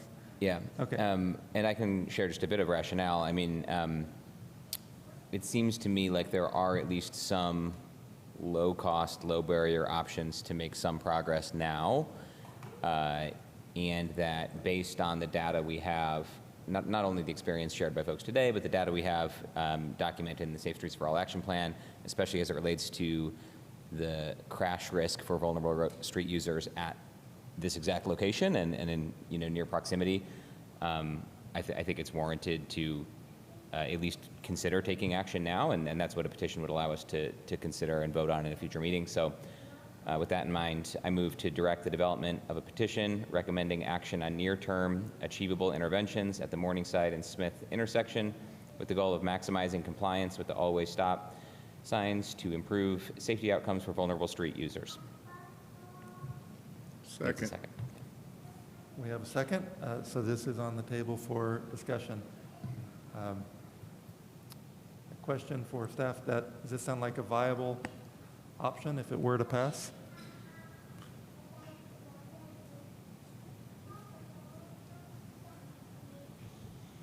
I think the motion is clear. I think being transparent, the question that's in my head is what criteria would be used to hypothetically put 2 stop signs at what intersections to do higher intensity crosswalk markings, knowing I think we need to do a better job maintaining the markings that we do have at the same time. So those are just the questions in my mind. The motion is very clear. We're happy to evaluate and come back on that. So to clarify, you're asking to us to look at this at a system perspective of like, what criteria are we using at this intersection that we would be comfortable with applying elsewhere in the city? I guess, in honesty, I think those will be the questions that I'm going to be asking myself in evaluating and Yes. responding to this. Yeah, that's fair. Thank you. As a petitioner, do you have a response? I think it's a good question. I think, we often aren't thinking of those things and always need to be because we can't do everything at once and we have limited funds and limited staff capacity and all the rest. I think at the same time, we often don't have those systems in place and we can't let that prevent near-term action. And again, for me, the kind of dispositive factor beyond, the catalyst of folks coming tonight was the Safe Streets for All Action Plan and the data we have, again, with respect to bicyclists in particular, actually, at this intersection. So in the absence of a more perfect systematic approach, I think those data-driven maps in the Safe Streets for All Action Plan about different crash risks for different types of roadway users is a useful proxy. At least that's where I was coming from. So, Mr. Flaherty, can you clarify, were you calling for something temporary until the longer term was in place, or more actually calling for something immediate? But immediate but permanent. Do you see the distinction? Yeah, I do. I would say that's flexible based on the engineer's recommendation. I said near-term achievable interventions. The achievable there was meant to denote funding existing. I know there's some budget for these types of things and there's some flexibility, but there's too many unknowns to direct with very high specificity exactly what it should be. So I'm leaving to staff some discretion on making a recommendation with those broad contours of something achievable and near term that would at least make improvements to maximize what they think has the best chance of maximizing compliance with the all-way stop and improving safety. No, I mean, I'm just supporting that, and I think I'm just curious, is there anything which can be done without extra study, like near term, like anything where do we know like that it's compliant with any guidance we have in this guidelines we have in the city, and maybe there's something missing and we can do it already right now without extra research? That's, I think, my question for now, and anything we can do right now. I don't know if there's anything more the commission can do right now. I think anytime that engineering is doing things, we will study it before we do it. So, but what can happen with or without the commission getting an update is something we'll keep in mind. Mr. Drummey? I'm in favor of Mr. Flaherty's motion. I would like to say, I guess, why there's an audience here. There are other methods and tools that we don't have in Indiana because our state legislature won't allow us to have them. Speed cameras, stop sign cameras, things like that. So we vote for the people in Indianapolis, and so keep that in mind, that there are other tools out there to make our streets safer that we as voters can help push for change. So, but otherwise, I'm in favor of the current motion.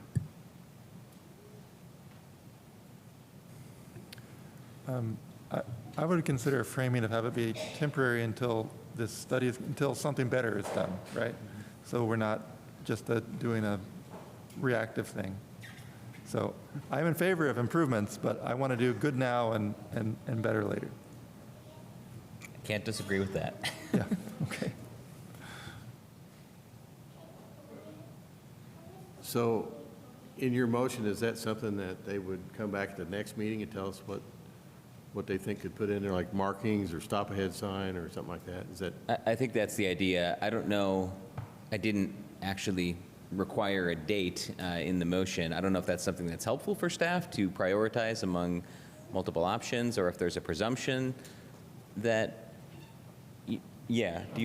We could empower them to take action without coming back to us. Also true. Yeah, that would be the fastest route to something happening. That was kind of just my process question from earlier, which is, Yeah. I guess that's kind of like a fourth option we haven't really talked about, which is directing some type of action without our future consideration. Yeah. I don't know if we have to have, I guess the directing of that action would be a formal step this body could take, but I think we've established that staff could take action without us. You asked that question. And once we've requested a petition, if they feel, as they analyze it, that it's warranted, I suppose they could just move forward. That's right. Right. They don't need us to take action. Yes. All right. Would you like to read your petition one more time? Sure. I move to direct the development of a petition recommending action on near-term achievable interventions at the Morningside and Smith intersection with the goal of maximizing compliance with the always stop signs to improve safety outcomes for vulnerable street users. Okay. No. Is there any other feedback before we take a vote on this?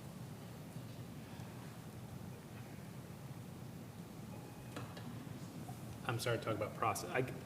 Well, we can, no. Okay. Anyone else? Then I think we're ready for a roll call vote on Mr. Flaherty's proposal, motion. Okay. So, roll call. Connell? Yes. Drummey? Yes. Flaherty? Yes.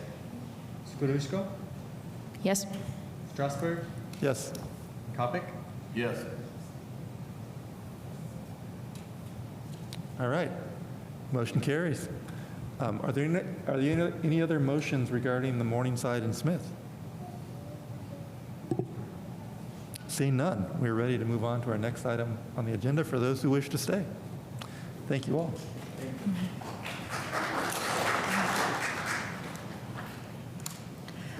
For those of you who did attend, I was collecting, some people wrote something that they would like to be included in a packet.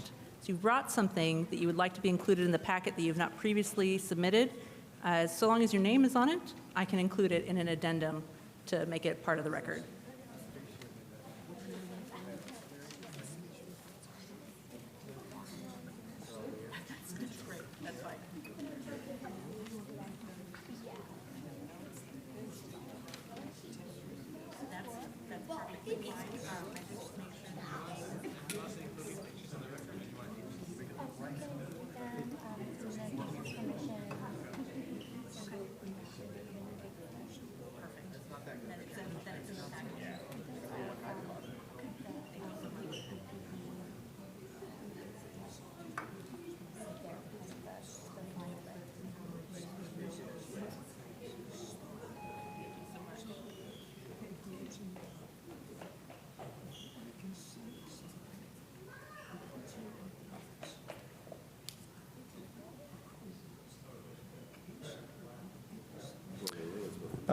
We will move on to the next item on the agenda, which is TCP 2607, Infrastructure Improvement and Title 15 Amendment, Rogers Street, Grimes to 3rd Street.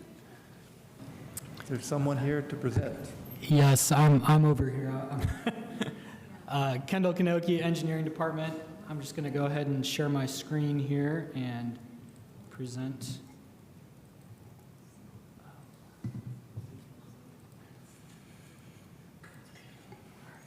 Here we go. Yeah, so this project is the Patterson-Grimes-Rogers resurfacing project. For your consideration tonight are two changes to Rogers Street that would have required Title 15 amendments. That's what we're going to be focusing in on tonight, but I'm kind of going to give you a broader overview of the project before we zoom in on those two locations. So this is a project that we put together last year for the 2025 NDOT Community Crossing Matching Grant application. So this is a funding source that the state provides for maintenance projects. They have to be maintenance projects, and they provide a 50-50 match in funding. So it's a really great opportunity for municipalities to go for funding. We put together a project here that included most of Patterson, Grimes, and portions of Rogers Street. We did not get the funding last year in 2025, so we shelved this project. But we actually received notice that there's a second round that's opened up for the 2025 CCMG funds, and we are kind of now rushing to put this project back together, get it finalized, and out the door. So that's why it's coming to you tonight. It's kind of a unique situation where we didn't think it was going to happen, and now it's happening. So it's coming before you tonight. I kind of wanted to talk a little bit about when we do these kinds of projects, you know, they're primarily resurfacing maintenance projects. So we're resurfacing the roadway. Mill and overlay is the, by far, largest expenditure of funds for these projects. However, we are replacing damaged curbs, damaged portions of the right-of-way, and we also are required by federal law to replace curb ramps. And so when we go and do one of these projects, we often end up having a large number of curb ramps that we need to replace. And because of the city's priorities and goals, I've shown some of them here. Our transportation plan, our Safe Streets for All plan talked about tonight. We look for opportunities to make safety improvements even during maintenance projects. So I just kind of wanted to review a little bit some of the safety improvements that we're doing as part of this project. This is not an exhaustive list. We just wanted to draw your attention, anyone in the public's attention, to the types of things that we look for. So first of all, if you're familiar with Patterson, there are several traffic signals. This is in the area of Novo Nordisk.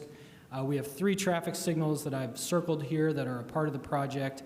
And while we're out there doing work, we have to do curb ramp work. We're going to do some safety improvements to the signals. So a few that we're doing here, we're adding flashing yellow arrow 4-section heads to the signals. So currently I've got a screenshot of one of the Patterson signals. It's just 2 green bulbs. We're going to go ahead and add a flashing yellow arrow anywhere we have left turn lanes. This is a proven safety countermeasure. It also allows us to make changes to the timing of the intersection and potentially improve pedestrian crossings by being able to show a red arrow. There's tons of opportunities for safety improvements with these. So we're going to go ahead and add them. We're also going to add the back plates to the signal heads.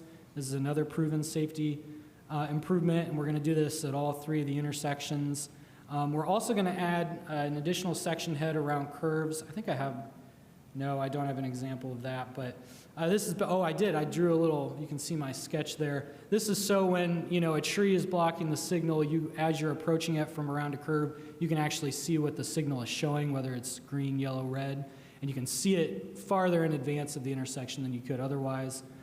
New pedestrian push buttons. These are just some of the changes we're making that, you know, are low cost, but great opportunities for safety improvements at these intersections. Another thing we're doing that I think is really cool is this is a screenshot of Patterson and Rogers. And one thing that we've had a lot of success with is doing truck aprons to slow down turning vehicles as they're making a turn. So this is the intersection of two truck routes. We have to have a large intersection to accommodate those trucks. But what we're doing here is we're making it uncomfortable for everyone else to whip around that corner at high speeds. That causes safety concerns at the crosswalks, of course. And we've had a lot of success with these. I think something unique on this project we're trying is kind of going a little farther with them and putting them on both sides of the crosswalk. We've typically just put them in between the two crosswalks. So this will be an opportunity to try that out and see how it goes. But I'm really excited about this. This is just, we're also doing this at the other intersection, Allen and Patterson. But that's another example. And then here I just kind of wanted to show, this is pretty standard in Bloomington at this point, but you know, when we're resurfacing a road that's very wide, we look for opportunities to narrow the lanes, add more bicycle infrastructure. So here's just an example of kind of that very long section of Patterson where there's no cross streets. We have space here to add bike lanes on both sides and actually make them buffered. So we're doing that on this roadway as well. And then again, you know, if we have room, we have a lot of room on this road, we're going to try to find some opportunities. So here, adding a refuge island to help improve crosswalks. This is at Madison and Patterson and McDowell Gardens there. So that's, you know, just an opportunity. And again, none of these require eliminating travel lanes, eliminating parking. There's no, you know, Title 15 changes that we have to do. We can just do these. Oh, and I have one more. We're actually, this is Grimes near John's Bloomington Transit facility there. We're actually trying to buffer the sidewalks a little bit better. If you've ever walked along Grimes, this is an extremely uncomfortable place to walk. So we're trying to take advantage of the little space we have in the roadway to actually just, we only are using what we need for the vehicle travel lanes, and then we're trying to protect the sidewalks and the pedestrians a little bit better. So you can see here, you know, at Switchyard Park, we're pulling the sidewalk back. Where we don't have right-of-way, we're just trying to push out the curb lines a little bit where we can.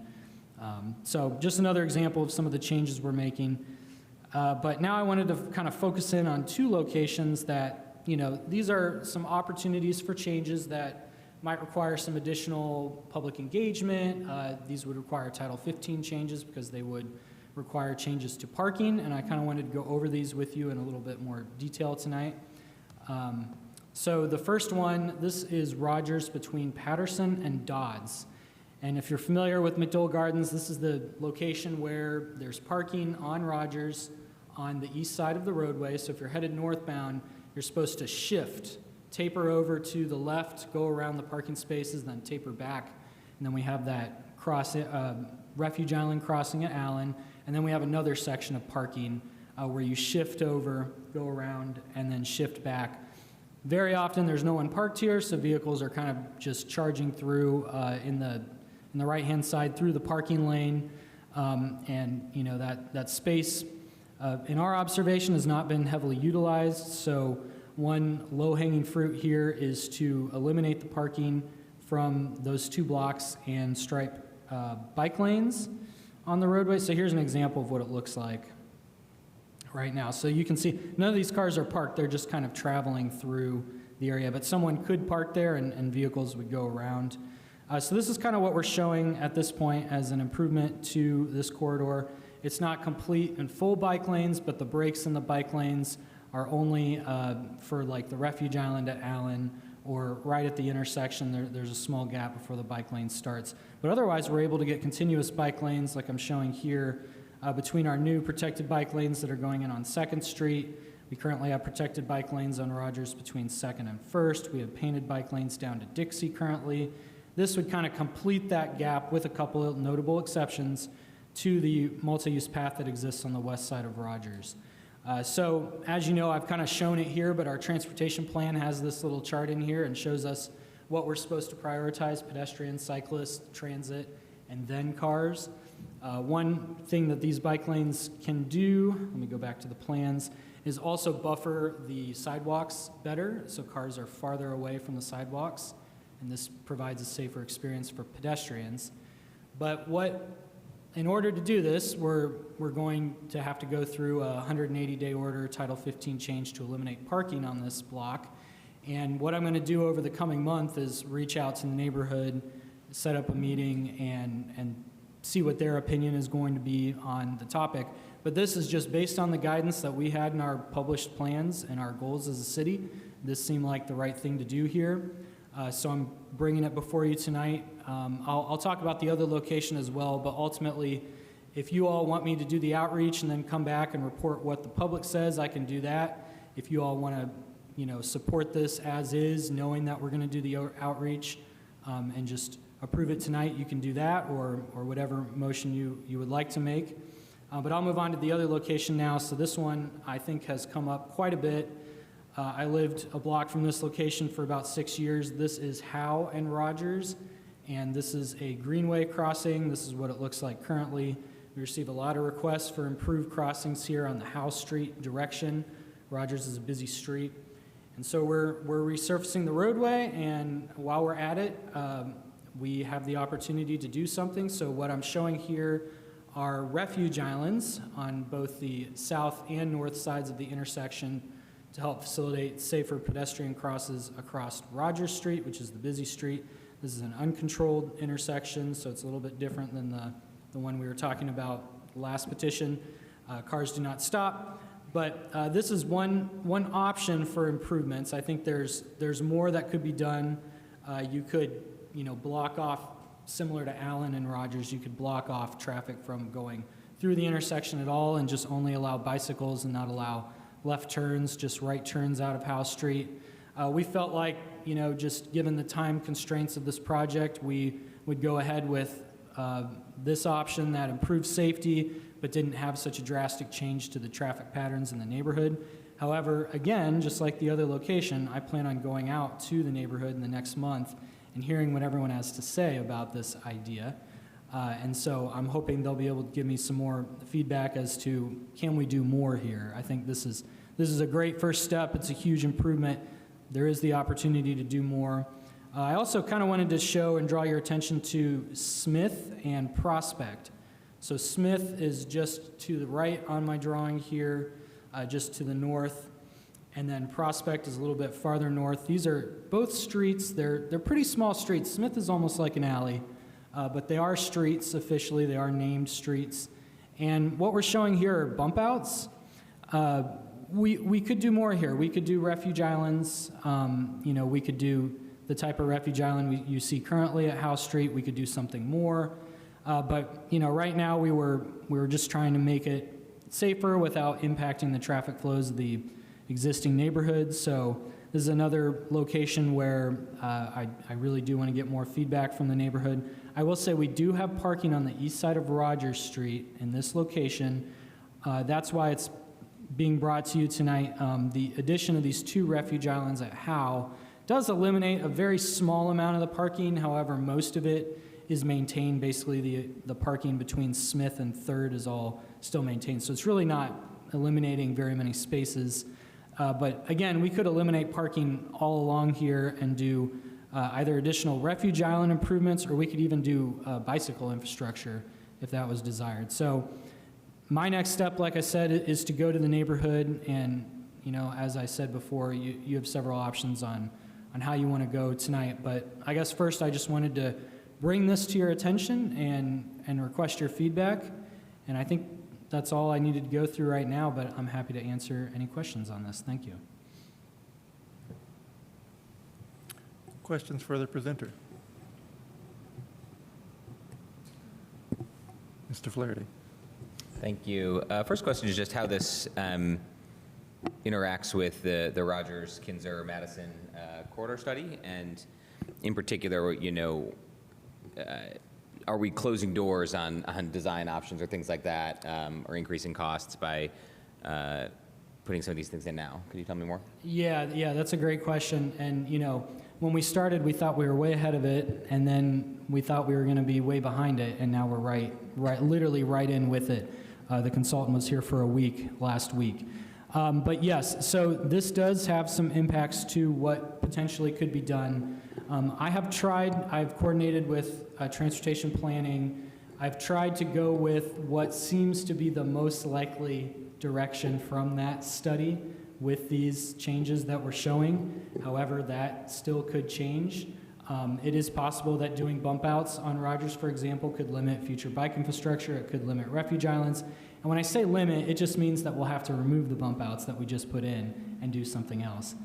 Again, I don't know when the actual construction will be happening from the study. So the study may happen, we may not do anything for 5 to 10 years. That would not, that would mean we definitely still want to do something now, if that makes sense. Mm-hmm. But yes, I think like on the southern portion, striping bike lanes, that's not really restricting anything from happening. But adding the refuge islands, adding the bump outs, it very well could. Because those are all curbed, is that right? Like some type of concrete infrastructure? Yes, that's correct. Okay, thank you.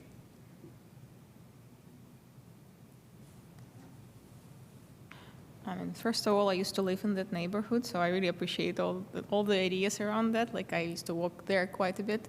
I'm just curious, can you refresh one more time? So Hove is like quite more narrow than Rogers. Do you propose to have refuge islands in there too? Did I get it right? Or on the Hove Street, are you planning to have like any refuge islands too? Or I didn't get it right?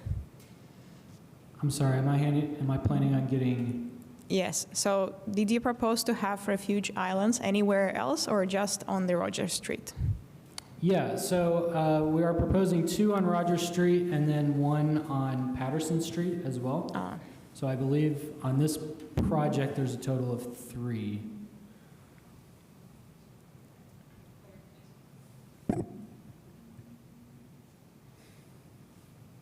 Other questions? Okay. The staff recommendation here is that the Transportation Commission adopt the proposed findings, which you can find on pages 29 and 30 of your packet, and forward the petition for Title 15 amendments with a positive recommendation. Ms. Flaherty. I'm happy to vote in support of the proposed findings tonight, but just one thing that did occur to me is in terms of sequencing, maybe ideally like the neighborhood conversations would happen before it comes to us in the future. That definitely goes to the 4th finding around adequately conducted public engagement and considered, community-centric design. Again, I don't think it's a blocker for me tonight, but just a note for the future maybe. Thanks.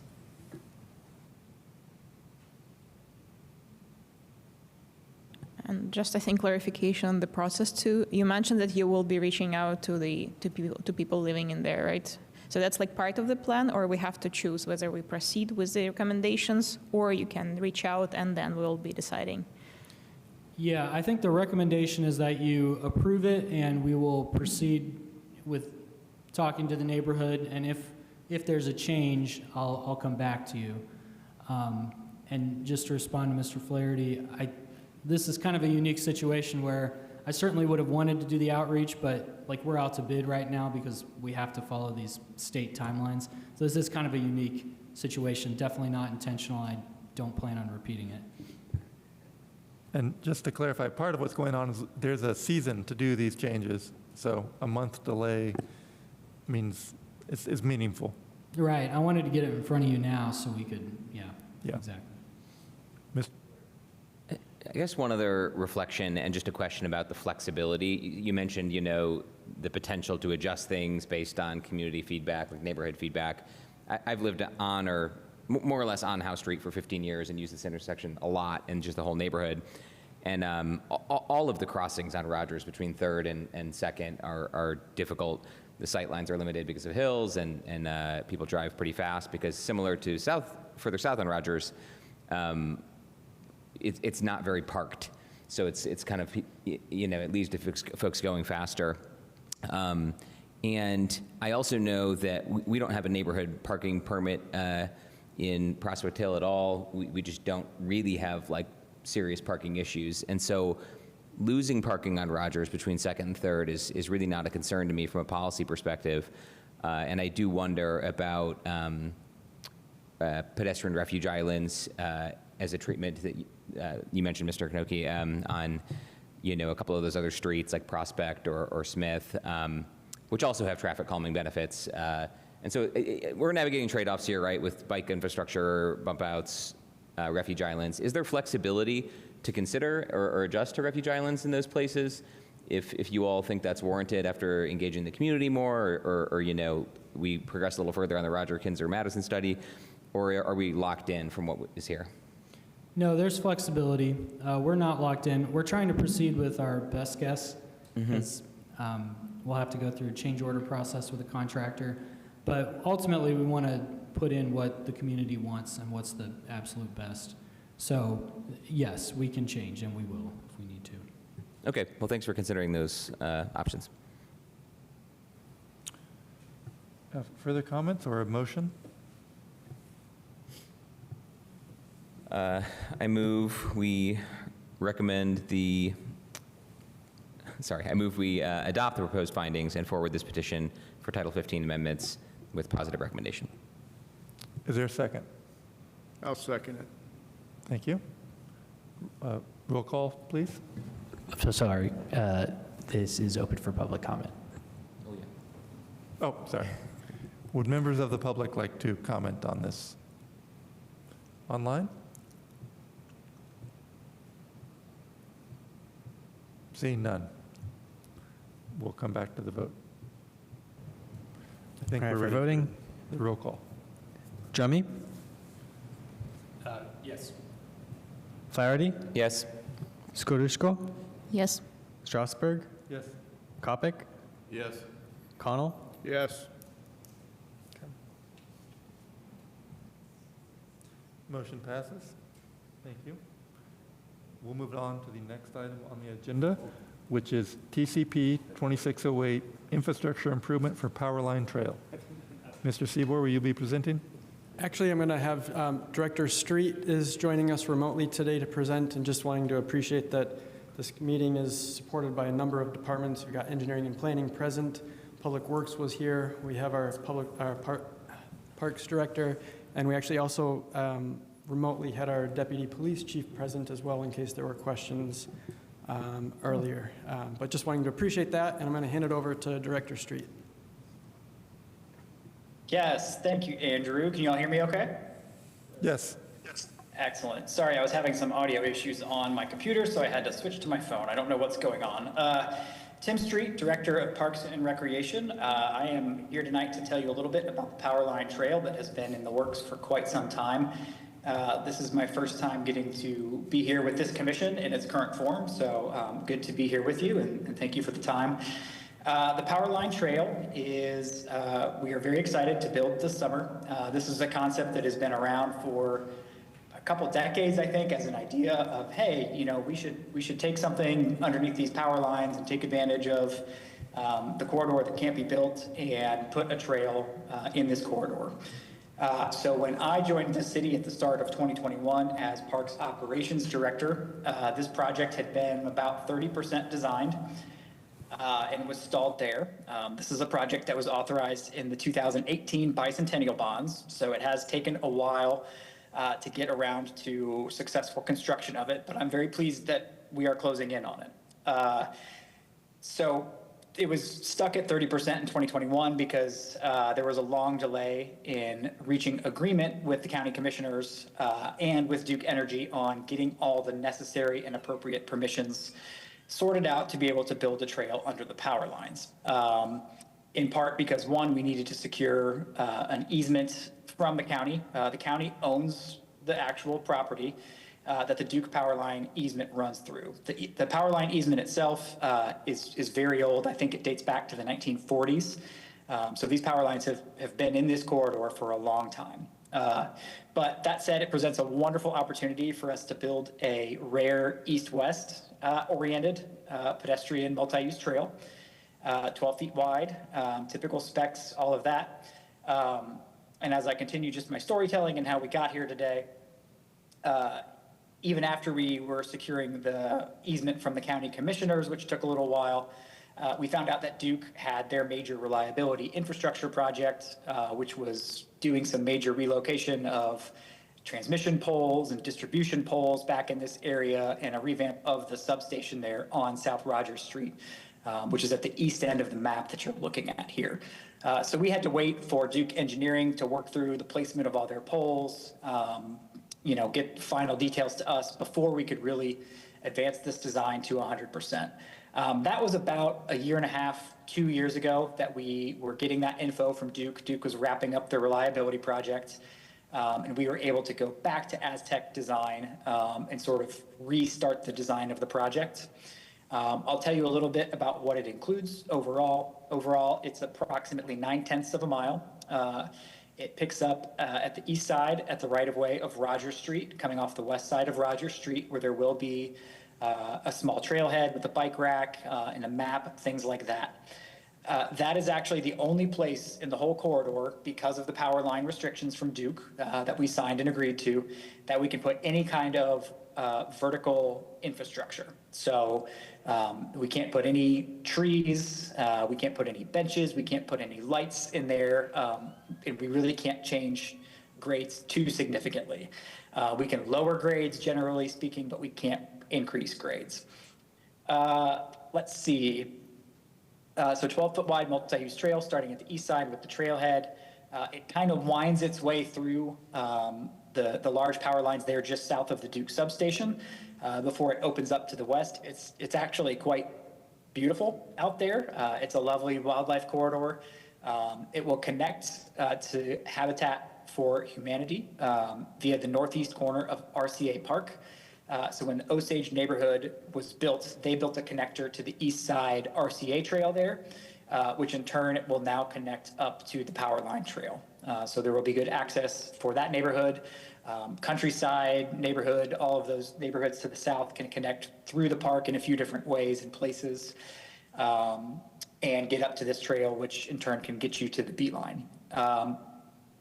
On the east side, there will be a raised concrete table crossing of Rogers Street with rapid flashing beacons that we've gone through and worked quite extensively with Neil and with Kendall in the engineering department, what the best options for putting in that table crossing were and the best place to put it. We settled on it's going to be placed directly north of the Switchyard entrance because that's where the main sidewalk coming into Switchyard is. So that way you have to cross Rogers, but you don't also have to cross the double lane entrance into Switchyard Park. Because if you're not familiar, as you come into the south side, or as you come into Switchyard Park on the south side, there's a maintenance fence and a maintenance yard, and there is not a path or sidewalk on that side. Continuing west, I said 9/10 of a mile. Basically, the western terminus of what you see on this map is approximately where the future Adams Street will exist. And we have also talked with planning and transportation via Jackie and some others who have worked on the Summit development to include some plans for this to pick up if and as that develops out in the future and continue to the west. So points of interest to the west, certainly one, a connection to Adams Street itself would be great if Adams Street builds through. Currently, this trail at the western end is going to kind of end with a little asphalt roundabout so that you can turn around. But there are plans to connect it through. There is a currently Parks operated piece of disparate trail near the Element at the Mill development, just along Breaking Away, which is north of the Woolery Mill. And there exist future options via Weimer, Vanguard, to continue to explore with planning and transportation what might happen if Weimer ever realigns, future ways to connect and potentially make a loop with the Clear Creek Trail and the Beeline and the rail trail. So very exciting opportunities. I think overall this can serve as a great collector for the artery that is the Beeline in terms of getting people from this western area, either from existing neighborhoods or from new neighborhoods that may come, and providing a safe and great way to get connected to the park and to the Beeline. Last feature of this is we were looking at this, and because we cannot put any kind of lights back here, we have decided to put in a glow rock. So they make an aggregate that you could just sprinkle into the top coat of asphalt that has a glow rating and is safe and all those things. We've looked into this quite extensively. So that will provide some illumination on this trail at night, and also is sort of just a fun nod to the fact that this is Powerline Trail. We ended up, we debated names. We thought, let's just call it what it is, Powerline Trail. It'll have a lot of familiarity for people to understand it. And this will become part of our multi-use trail network that Parks manages. I think those are the facts of it. Obviously, this is an interesting one with the Transportation Commission getting established. This project's pretty far along. But in talking to Andrew, we wanted to make a point to bring this to you and talk with you. We anticipate construction. We're going to probably do a pre-construction meeting here very soon and work on construction this summer and coordinate with engineering, in particular, any work that happens along or would affect that Rogers Street corridor. That said, I am happy to go over any details or answer questions as best I can. Thank you. Comments or questions from the commission? Question. Mr. Drumming. The diagram that was just on the screen, RCA Park, are those mountain bike trails in RCA Park? Or are you allowed to ride bikes on those trails that are delineated? They are just hiking trails. Okay. Yep. But, well, I should delineate. So the loop around the eastern part of RCA Park is paved. So there is a paved approximate mile loop around the eastern part, north and south of the parking and the pickleball and the athletic fields there. That's multi-use. But where you see it west, which is not being distinguished on this map, which are just the trails in the woods, those are hiking trails. Yeah, my understanding was there were some trails you were allowed to mountain bike on it. So I just might, was there any, and I missed a little bit of your presentation to step out for a moment, but is there any, the only infrastructure of Powerline will be paved, right? There's no mountain biking component? Correct, yeah, and currently there is no mountain biking component to RCA Park either. That is all at Wapahani.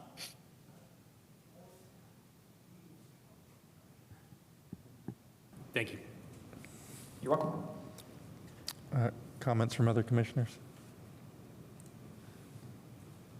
Yeah, I've explored that area by bike, and I think this will be a great addition to Bloomington, and the glow feature will be fun. We'll just assume that the power line and electricity is making the rocks glow.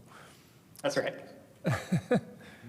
Are there other comments before we move from the commission, before we move to public comment?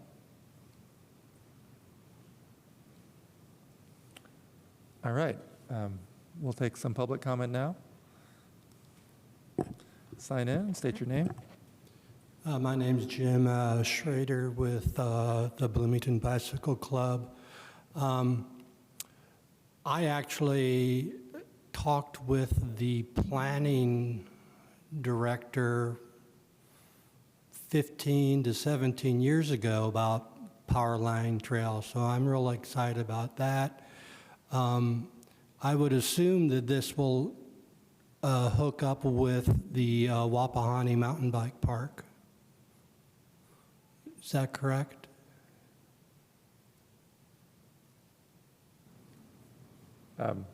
No, from Tim? I'm sorry, not being familiar with this commission, I don't know if you would like me to answer questions. You may respond. But, Go ahead and answer the question about, he's asking, will it connect with Wapahani Mountain Bike Trail? Absolutely, yeah. So currently, with what we are building right now, it will not, but that is certainly on our radar long term. And we have talked about through Jackie and Ryan and others in planning, as Summit develops through trails and paths through there, there will be additional connection options to the west. Okay, and then also on the RCA park, there was a mountain bike trail developed by Eagle Scout about 5 to 10 years ago. So I assume that is official. I am not familiar with that or currently with any mountain bike Well, trails in RCA Park. I'll invite you out there sometime. Sure. Seeing no one else in council chambers, is there anyone online? Yes, I have Jeff McKim. Jeff McKim, you have 3 minutes. Thank you. Yes, thank you very much. I just wanted to commend Tim and everyone else involved for moving this project forward. I really think this is the most exciting Bloomington Trails project since the Beeline, and it serves a major unmet need as far as east-west active transportation goes as well. This trail, I think, is going to become even more useful and well-used as the Summit project builds out, as Tim mentioned. And so I just wanted to say thanks for the presentation, and I can't wait to see the trail open. Thank you. Anyone else online? If not, we'll come back to comments from our commission again, or we can look for a motion. Mr. Drummy. Tim, I think you mentioned it, but I didn't quite understand. When Summit, is the idea that once Summit is developed, the trail will be extended by the developer or somebody, or is that yet to be determined? You know, I would defer probably to Ryan. He might be able to better answer a question about phasing of that. But what we looked at when they were working on the development documents for Summit and everything was connecting the west end of the current trail, where it will end at the future Adams Street with a little kind of asphalt roundabout right now, and continuing that over to connect with the north end of a trail that was built through triggers for the Element at the Mill development. So that development is just to the north and a little bit east of the Woolery Mill. So that would bring the total length of actual trail to the north end of Woolery Mill, from which point there are some interesting options. You know, I know one of the things that's been around for a long time is this, you know, idea of Weimer realigning, which is development triggered and everything, potentially Weimer becoming a multi-use trail. So we would basically get trail all the way to the north end of Woolery Mill, but also through Summit, there were also, you know, paths along the roads and different connectors and things like that, that could also be used to facilitate safe connection over all the way to Weimer Road and potentially to Wapahani. Thank you. Other commission comment? If not, we'll look for a motion. I move we adopt the proposed findings and approve the Powerline Trail project plan. Is there a second? Second. Roll call vote, please. Kopic, Yes. Connell, Yes. Drummy, Yes. Flaherty, Yes. Skorushko, Yes. Strasburg. Yes. Motion passes. Thank you. Thank you all very much. Yep. The next item on our agenda is commission schedule change, cancellation of August 2026 meeting. I don't know if we need a presentation about that. This is Iris Bull presenting. I don't have a presentation, to be honest. This is about as cut and dry as it's going to get around here. Okay. I'll just provide a quick summary of the report I included in the packet. That being 4 reasons. We have a scheduling conflict with budget hearings, whether it's direct or indirect. Staff are concerned about the coincidence of having a Transportation Commission meeting in the same very close proximity of the budget hearings. And staff have recommended that we cancel the meeting scheduled for August. But I did want to observe that technically it may be rescheduled for August 31st, if that is your prerogative. Okay. We'll just make this fast. I'll go ahead and, any comment, or go ahead and put forward a motion?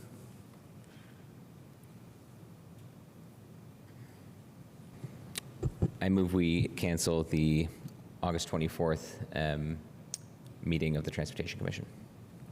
Great. Second. Great. Wait, who was the second on that one? Okay, Calvin. I think we all wanted to be. Okay. It was a unanimous second. Can we do this by a voice vote? Do we need a roll call? Just a note on the motion. I didn't move to reschedule, but I suppose we could always consider that at a closer date if we're having trouble with the queue of things. That's right. Always Yeah. possible, yes. Okay. We are ready to vote on this meeting cancellation. This Can one, we- sorry to interrupt, this can we- one can be a voice vote. Okay, great. Let's do it. All in favor? Aye. Any opposed? Motion carries. Great. That concludes the cases portion of our agenda. We now move on to discussions of topics not on the docket. Are there any such items from commissioners? Mr. Flaherty. Yeah, I have two. They're both relatively brief. One is a follow-up from the item I had last month, which was about if commissioners had perspectives on whether city residency should be a requirement to serve on the commission, or whether we might want to have flexibility for at least one member. I think the conversation we had was, maybe not needed. We're not strongly opposed, but not warranted at this time. I was then reminded by my colleague, Councilmember Piedmont Smith, that the particular context of that inquiry was because one of the appointments gives preference to board members, employees, or other formal volunteers with Monroe County Community School Corporation, and we had difficulty finding somebody to fit that need. It's not a requirement, it's just a preference for one of the seats. But the idea was essentially, should we be looking to, because when you constrain these seats, they get harder to fill. And so should we be looking to loosen a constraint on one of the constrained seats, so to speak, to counterbalance that? And we could maybe just invite any brief comments on that, and I can report back to the council committee, but did want to follow up. So thank you. That's the first of two items. Any feedback for Mr. Flaherty? I'll add that tonight is a case in point. We had a very important meeting. A lot of people showed up from the public, and we had barely a quorum. So we do have a challenge having enough people here. I received feedback from Councilmember Stossberg about the importance of bringing someone from the school system, perhaps from the transportation department of the school system. There are several schools along the Roger Madison Kinzer corridor. I think it would be a valuable perspective to have on this commission. Also, we have more and more e-bike commuters. We have good connectivity with Ellettsville. I've known an e-bike commuter from there.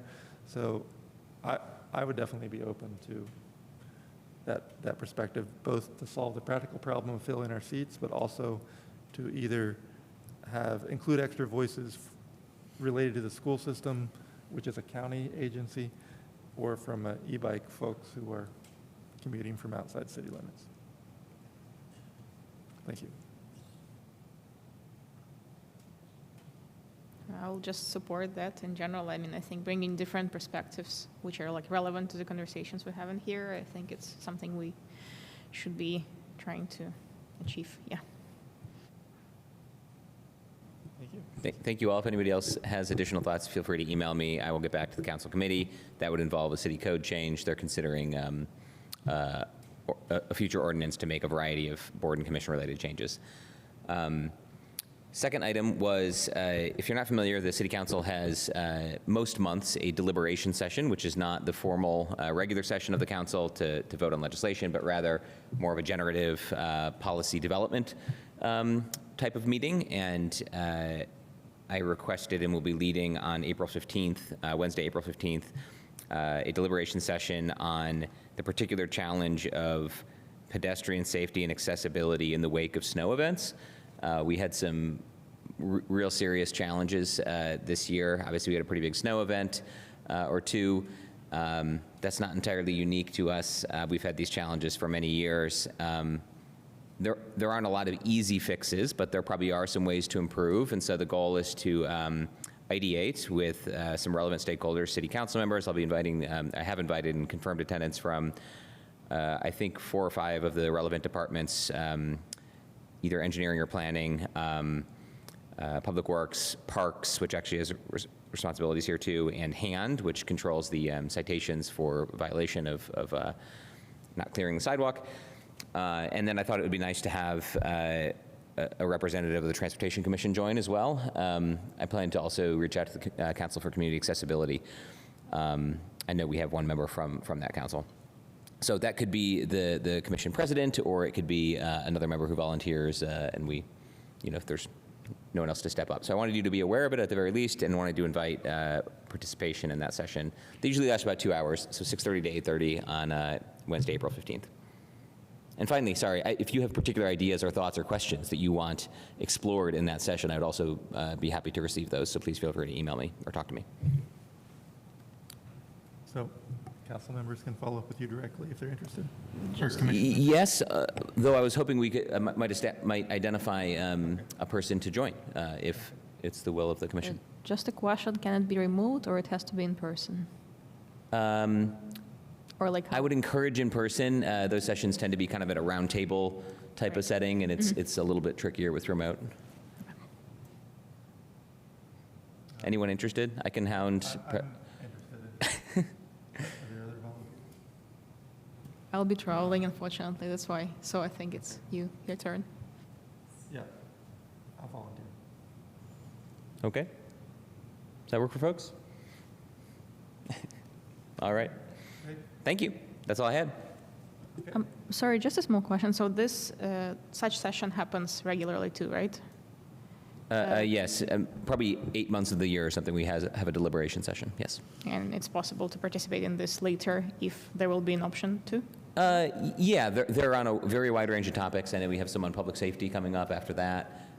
There is almost always public comment available. Sometimes the sessions are designed in ways that are more about public engagement explicitly. So we had some housing and zoning sessions last year that were more about community input and idea gathering. So yeah, you can keep an eye on those on the council's calendar and agendas. Great, thanks. All right, other items from commissioners not on the docket. Mr. Drummond. I have an item to raise. I have an issue that I'd like to bring before the commission. I'm not planning to bring it before this evening, but I wanted to do it the right way and look at it as a member of the public. And I'll be honest, I didn't spend a ton of time trying to figure it out, but I wasn't able to figure it out. So, and maybe Ryan can help. What is the proper? If I were not a member, I understand as a member of the commission, I understand how I could set up a case. But if I was not a member of the commission, what is the proper process to bring an issue in front of the commission? Great question. There is a couple of different options. The easiest is on the Transportation Commission website, on the City of Bloomington's website, there is a form that you can complete. You just write your name, email address, and what you'd like to have included. A number of members of the public had that. The Smith and Morningside comments included that way this evening. You can also just email Andrew Seabour, Iris Bull, or myself. Or the Transportation Commission email address, please. Yes, actually, you could email any of those 3 people, but then there's also the Transportation Commission email, which is? It's just transportation.commission@bloomington.in.gov. I was able to see I was competent enough to see the email opportunity, but does that count as, if I email that email address and say, hey, what's the bus schedule for tomorrow on this route? Does that create you know what I mean? Like, is it you guys are going to reach out to the person that emails that and say, hey, would you like to bring a case to the commission? Or do you just want to know that we're going to fix the pothole in front of your house? You know what I mean? Does that make sense? If you're submitting for a pothole, I would encourage you to use U-Report. I understand that, but I mean, but not everybody knows that. Yeah, no, we would respond the same way for either. If you send that to me directly, I will also help you submit your U-Report. So, yeah, we'll absolutely figure it out. It doesn't just sit in an inbox with no response. Do we need to do something more affirmatively to let the public know that this body is here to hear issues like we heard this evening and to give them instructions to figure out how to submit those issues? That's a maybe a rhetorical question or a question for the commission, but that's all I have. I would like to observe as well that in the packet, the very last page of the packet, is actually a public comment from someone offering something for an item that was not on the docket. This was the first time in all of the public comments that we've received where it was for something not already on the docket. This is something that if a member of the commission was interested in taking up, they could continue to dialogue with staff because staff have access and commissioners have access to a special tracking form, right, where we're gathering interest for things that may become inquiries or petitions or resolutions. And that's generally how those things get escalated for members of the public. And in large part, as you've observed, because there are lots of other ways to resolve things like a pothole, where we don't necessarily want to give someone the impression that they need to wait a couple months to fix a pothole. People often care less about the process of triage and simply want the results of proper triage. So I hope that helps. It does, thank you. Yes, to highlight that, there's a question from Deborah Meyerson on incentives for bike racks within the city. So she has some questions about that. So that was late breaking for us, so that's something we can review, and if we want to bring that back in another form, we can do that. Other comments from staff or from commission? If not, we will move on to any discussion of topics not on the docket from staff.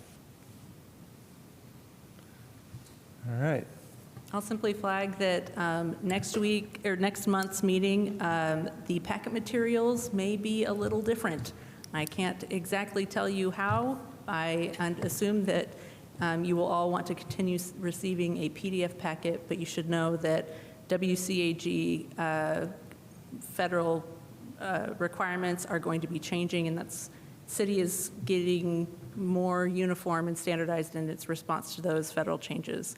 But it will affect how the commission's documents are made available to the public, but not necessarily prepared for commissioners, because it is a redundant step, not necessarily the transformation of the entire process.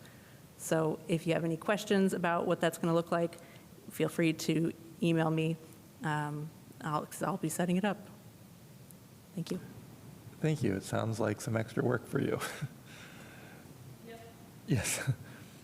Then we'll move on to public comment for items not on the docket. Is there anyone in council chambers who'd like to comment? No. Is there anyone online who'd like to? No. All right. At that point, we have reached adjournment. And if there's one thing I know about Robert's Rules of Order, if you get to the bottom of the agenda, you can just adjourn. So we will do that. Meeting adjourned.